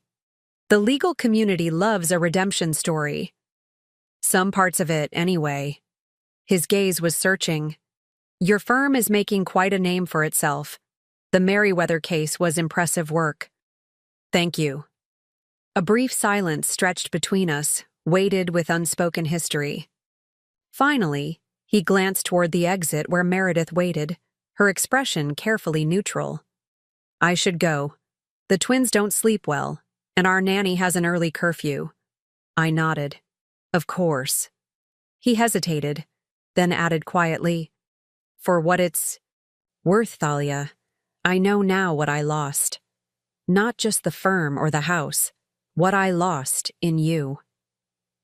The words were clearly intended to provoke an emotional response, regret, vindication, perhaps even lingering attachment. Instead, I felt only a calm certainty that I had moved beyond the need for his acknowledgement. "Goodbye, Kieran," I said simply. "Give my best to Meredith." As they departed, Zuri materialized at my side with a fresh glass of wine. "Well handled," she murmured, "though I was half hoping you'd throw your drink in his face just for the drama." I laughed, the tension dissipating. What a waste of good Cabernet that would have been. Later that night, as my car service navigated the rain-slicked streets toward Pioneer Square, I reflected on the evening. The encounter with Kieran had been inevitable in Seattle's close-knit legal world, and now that it had occurred, I felt an unexpected sense of closure. The man who had once dominated my world now occupied only a small corner of it, a reminder of lessons learned rather than a continuing presence. My phone chimed with a text from Danica. Heard you maintained perfect composure while Kieran played for sympathy. Proud of you. Also, Judge Patterson wants to have lunch next week. I think it's about the judicial vacancy. The message reminded me of how thoroughly my professional identity had been reestablished in relatively short time. What had once seemed an impossible uphill battle, being taken seriously as an attorney after years as Kieran's wife, had been accomplished through consistent, excellent work and strategic alliances. The next morning, I was reviewing case files in my office when my assistant announced an unexpected visitor, Meredith Blackwell. My surprise must have shown on my face when she entered, because she immediately said, I should have called first. I apologize for the interruption. Meredith looked different from our last encounter, the glossy polish somewhat dimmed, shadows beneath her eyes suggesting the sleepless nights of new parenthood. She wore a wedding ring now, I noticed, a simple band rather than my grandmother's. Heirloom. Please, sit, I said, gesturing to the chair across from my desk. How can I help you? She settled into the seat, her handbag clutched tightly in her lap. This is unconventional, but after seeing you last night, I felt I needed to speak with you directly. I waited, curious what could possibly have prompted this visit. Kieran doesn't know I'm here, she continued. He would be furious if he found out. But I wanted to thank you. Thank me? I repeated, genuinely surprised. She nodded, meeting my eyes directly. For how you handled the ethics violation. You could have pushed for disbarment. You had enough evidence. Instead, you accepted the suspension. Because of the twins. I considered her carefully. It wasn't just about your children, though they were a factor. Destroying Kieran's career completely wouldn't have served any purpose except revenge. Still, she insisted, you showed mercy when you had no reason to, especially toward me. Meredith, I said gently, whatever happened between Kieran and me, it wasn't my place to punish you or your children for it, despite what people might think. I'm not vindictive by nature. She glanced down at her hands, then back up with sudden resolve. There's something else you should know. Something Kieran doesn't know I discovered. My instincts sharpened. What is it? Before your divorce was finalized, he tried to access offshore accounts, ones I didn't know existed until I found correspondence about them while organizing his home office. She reached into her bag and withdrew a sealed envelope. These are copies of everything I found. Account numbers, transfer attempts, correspondence with financial advisors in the Cayman Islands. I stared at the envelope she placed on my desk, not reaching for it. Why are you giving me this? Meredith's expression was a complex mix of emotions, determination, fear, resignation. Because I have 2 daughters who deserve financial security, and because I've learned that Kieran's priorities shift according to what benefits him in the moment. The implication was clear. She was creating insurance for herself and her children against Kieran's potential future betrayals. Have things been difficult in Portland? I asked carefully. Her smile was tight. Let's just say the Distinguished Comeback Award papers over quite a lot of reality. Hamilton Frost isn't what he expected. The partnership track is longer. The compensation less generous. He's restless, looking for opportunities elsewhere. And you're concerned about stability, I surmised. She nodded. The twins deserve better than constant upheaval because their father can't be satisfied with what he has. The irony wasn't lost on either of us, Meredith expressing the very concerns that had never occurred to me during my marriage.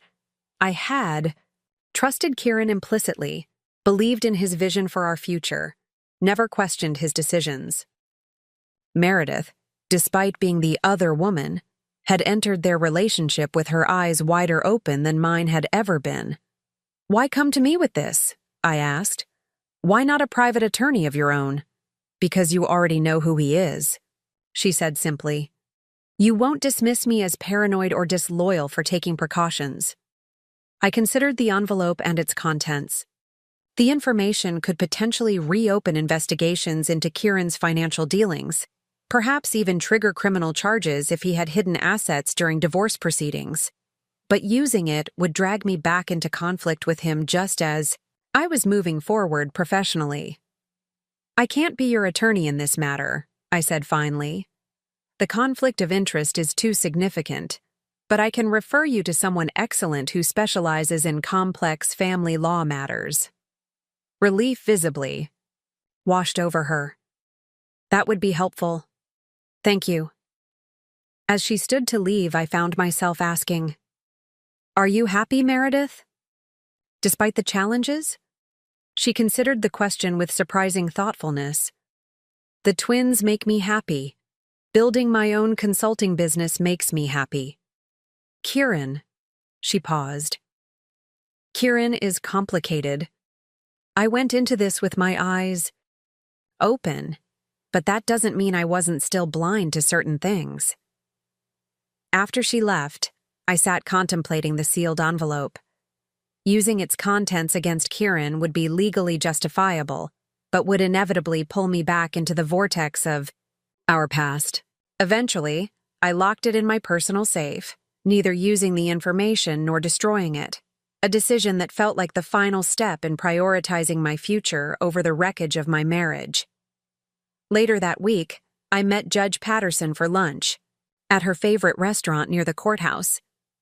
As Danica had suspected, the judge was interested in discussing my potential candidacy for the upcoming judicial vacancy. The bench needs more diverse perspectives, she said as we lingered over coffee. Not just in terms of gender or ethnicity, but life experience. Your background, corporate law, managing a firm, rebuilding after personal setbacks, brings valuable insight. I've only recently returned to active practice, I pointed out. There are more experienced candidates. Judge Patterson smiled. Experience comes in many forms, Thalia. Your ability to navigate complex situations with integrity has been noticed by those who matter in these decisions. By those who matter, you mean? The governor's judicial appointment committee, she clarified, on which I happened to sit. The possibility of a judicial appointment was both flattering and daunting. Becoming a judge would mean stepping away from the firm I'd fought so hard to reclaim and rebuild. It would mean setting aside the satisfaction of advocacy for the more measured role of arbiter. I need time to consider it, I told her honestly. Of course, she agreed, but don't take too long. The nomination process begins in 3 months. That evening, I called Imara to discuss the unexpected opportunity. After guiding me through the divorce and firm transition, she had become not just my attorney, but a trusted advisor and friend. A judgeship is prestigious, she acknowledged after I explained the situation. But you've only just established yourself as a practicing attorney again. Are you ready to set that aside? That's what I'm trying to determine, I admitted. Part of me feels I'd be abandoning Blackwell Legal just as it's finding its footing. And the other part? I considered the question. The other part sees the potential to influence the legal system more broadly, to ensure fairness for people who might not otherwise receive it. Imara was quiet for a moment. What would serving on the bench give you that you don't have now? The question was incisive, cutting through the prestige and external validation to the core of my own desires. What did I truly want at this stage of my rebuilt life? Perspective, I realized, aloud. The ability to see the legal system from yet another angle, to apply everything I've learned about power and its uses to ensure justice, not just victory. Then I think you have your answer, Imara said simply. The next day, I convened a meeting with Danica and the other senior attorneys at Blackwell. Legal. If I were to pursue the judicial nomination, the firm would need a transition plan, one that preserved everything we'd built while allowing for new leadership. A judgeship? Danica repeated when I explained the possibility. That's a significant change of direction. It's only a possibility at this point, I emphasized, but I believe in planning ahead. If I were to pursue this opportunity, what would it mean for the firm? The conversation that followed was candid and far-reaching. Some associates expressed concern about the firm's identity without my name and reputation behind it. Others saw potential for growth under new leadership. Danica, after her initial surprise, became thoughtful. "You rebuilt this firm around principles of accountability and transparency," she observed. "Those values don't disappear if you move to the bench. In fact, you'd be extending them to a broader context." By the end of the meeting, the outlines of a transition plan had formed. Danica would step into the managing partner role, with 2 promising senior associates elevated to junior partner status. The firm's name would remain Blackwell Legal, maintaining the brand recognition we'd established while acknowledging my continued connection, even if at a distance. The discussion left me feeling more settled about the possibility ahead. The firm I'd fought for would continue its trajectory with or without my daily presence, a testament to the solid foundation we'd built together.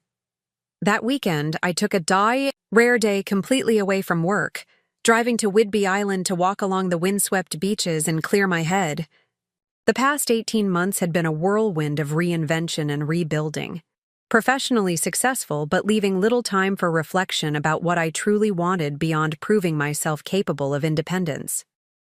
As I walked along the shore, watching waves crash against weathered driftwood, I considered the path that had led me here.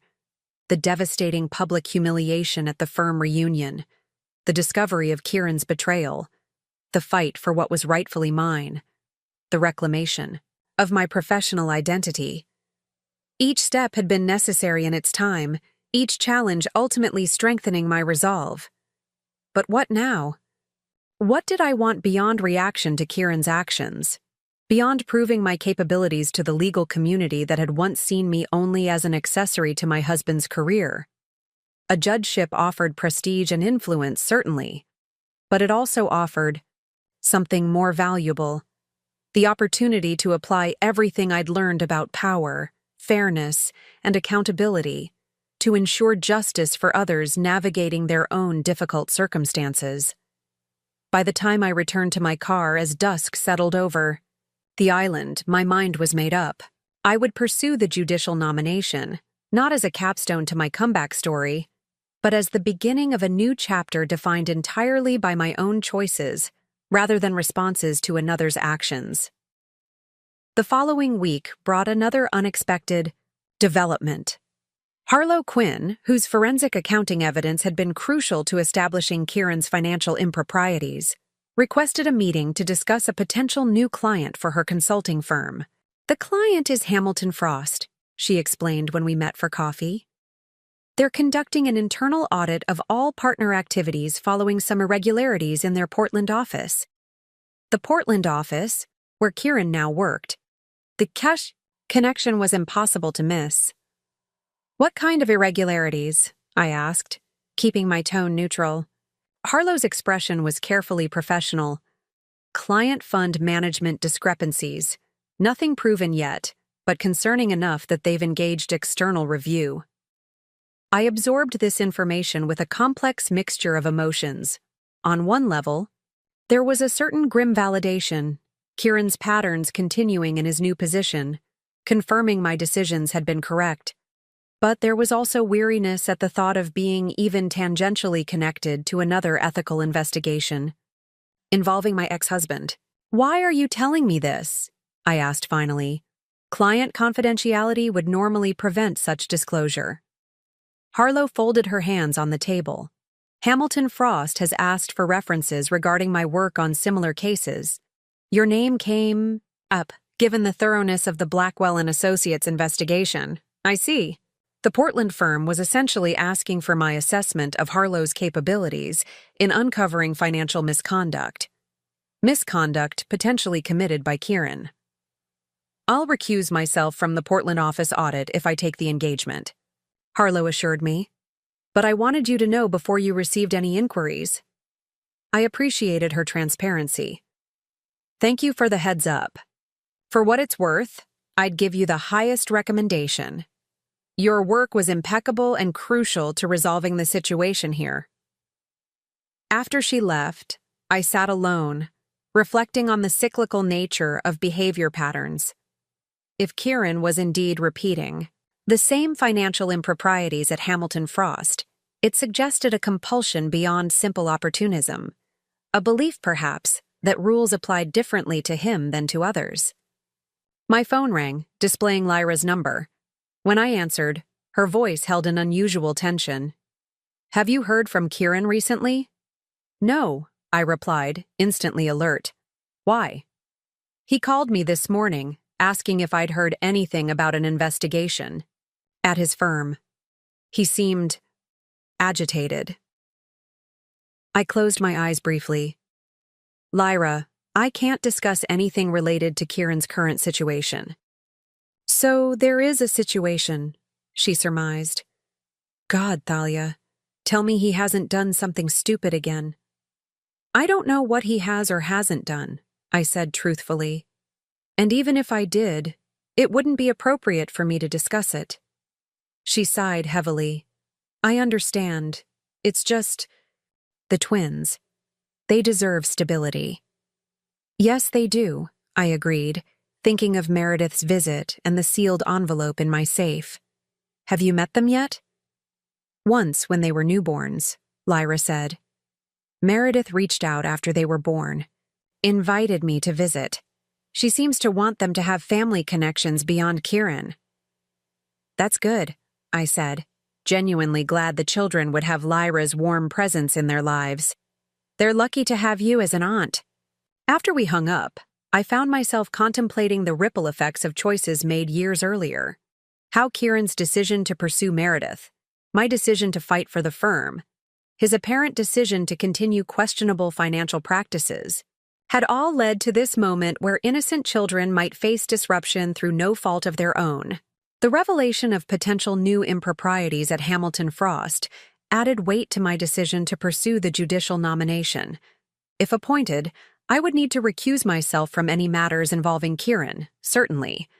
But I could still bring my understanding of how power can corrupt, and how the legal system often favors those who already possess privileges, to ensure fairness for others facing their own life-altering legal challenges.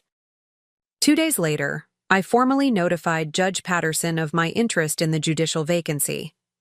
The process would be lengthy: interviews, background checks, consideration by the governor's committee. But taking this first step felt right, a deliberate choice to move beyond the narrative of reaction that had defined the past 2 years. That evening, I received an unexpected call from Justice Matsuda. "I hear congratulations are in order," she said warmly. "Judge Patterson mentioned you're pursuing the Superior Court vacancy." "News travels fast," I observed, though I wasn't entirely surprised. The legal community's grapevine was notoriously efficient. "The bench would be fortunate to have you," she continued, "though I imagine the process may include questions about your ex-husband and the firm transition." "I expect it will," I acknowledged. "I'm prepared to address those matters professionally." "I have no doubt," she said. "But I called for another reason. The Women-in-Law Mentorship Program is expanding, and we're seeking established attorneys to guide recent graduates. Given your unique perspective, I thought you might be interested in participating." The invitation touched me deeply. The program, which Justice Matsuda had founded early in her career, was highly regarded for connecting promising young female attorneys with successful mentors who could help them navigate the often challenging path of legal practice. "I'd be honored," I said sincerely. "Excellent. One of our mentees in particular would benefit from your guidance. She's brilliant, but struggling with confidence after experiencing dismissive treatment at her firm. Your journey might provide valuable perspective."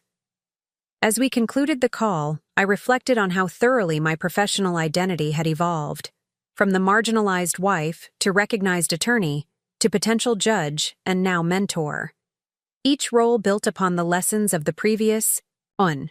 creating a foundation of experience that could potentially benefit others facing their own challenges. The following week, as my judicial application process began in earnest, the legal community's grapevine brought news I had half anticipated. Kieran had been placed on administrative leave pending an internal investigation at Hamilton Frost. The news came not through official channels, but via a text from Danica, who had heard it from opposing counsel in a current case. "History repeating?" her message asked simply. I didn't respond, unwilling to engage in speculation about Kieran's situation. Whatever was unfolding at his Portland firm, it was no longer my concern. Not professionally, not personally, not emotionally. My focus remained on the path ahead of me, not the one behind.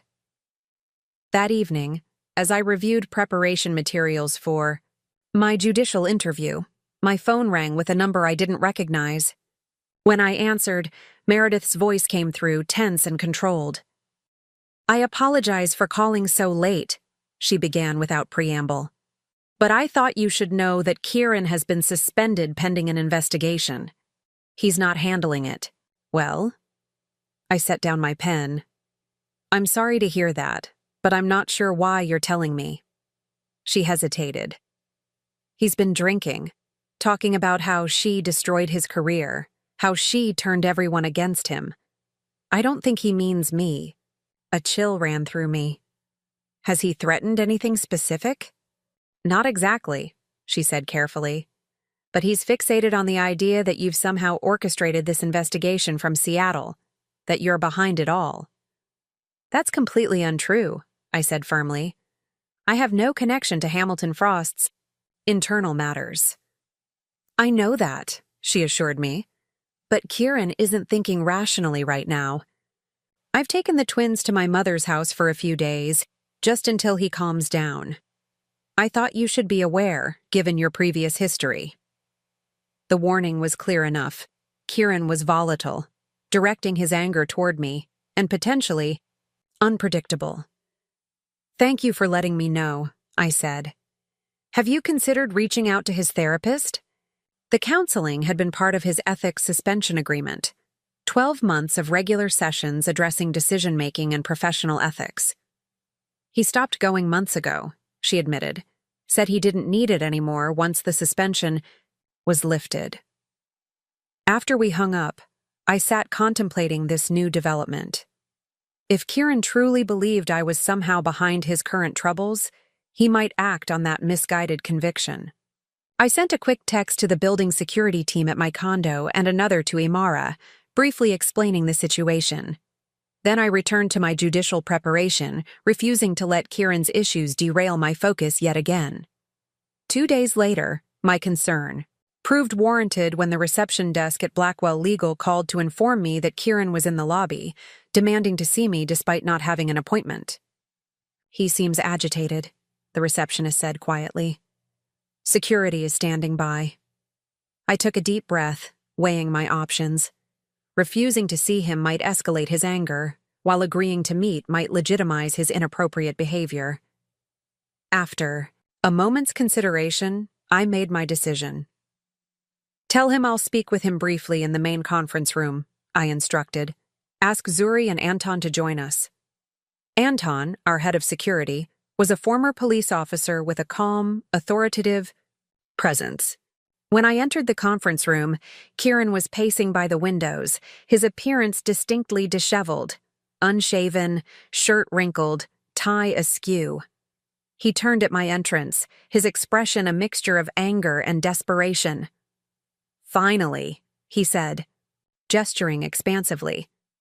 "The Queen of Blackwell Legal deigns to see me."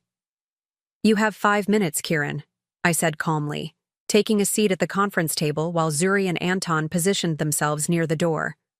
"I have a court appearance this afternoon." He ran a hand through his hair, which needed cutting. "You did this. Somehow, you did this. Called your friends at Hamilton Frost, planted doubts, started whispers."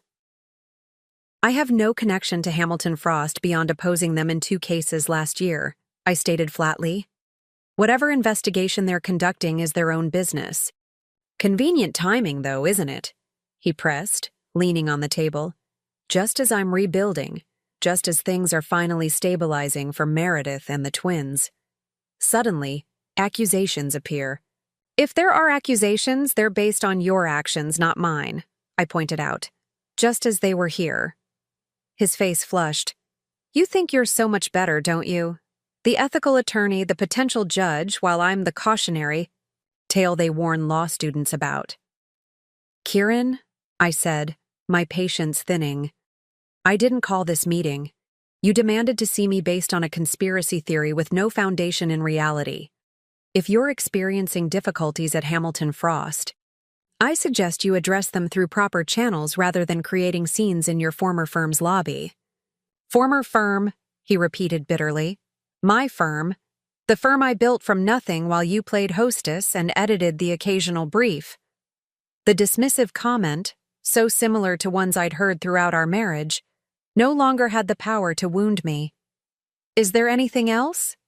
Your 5 minutes are nearly up. He stared at me for a long moment, then sagged slightly, the anger seeming to drain away. They're going to fire me.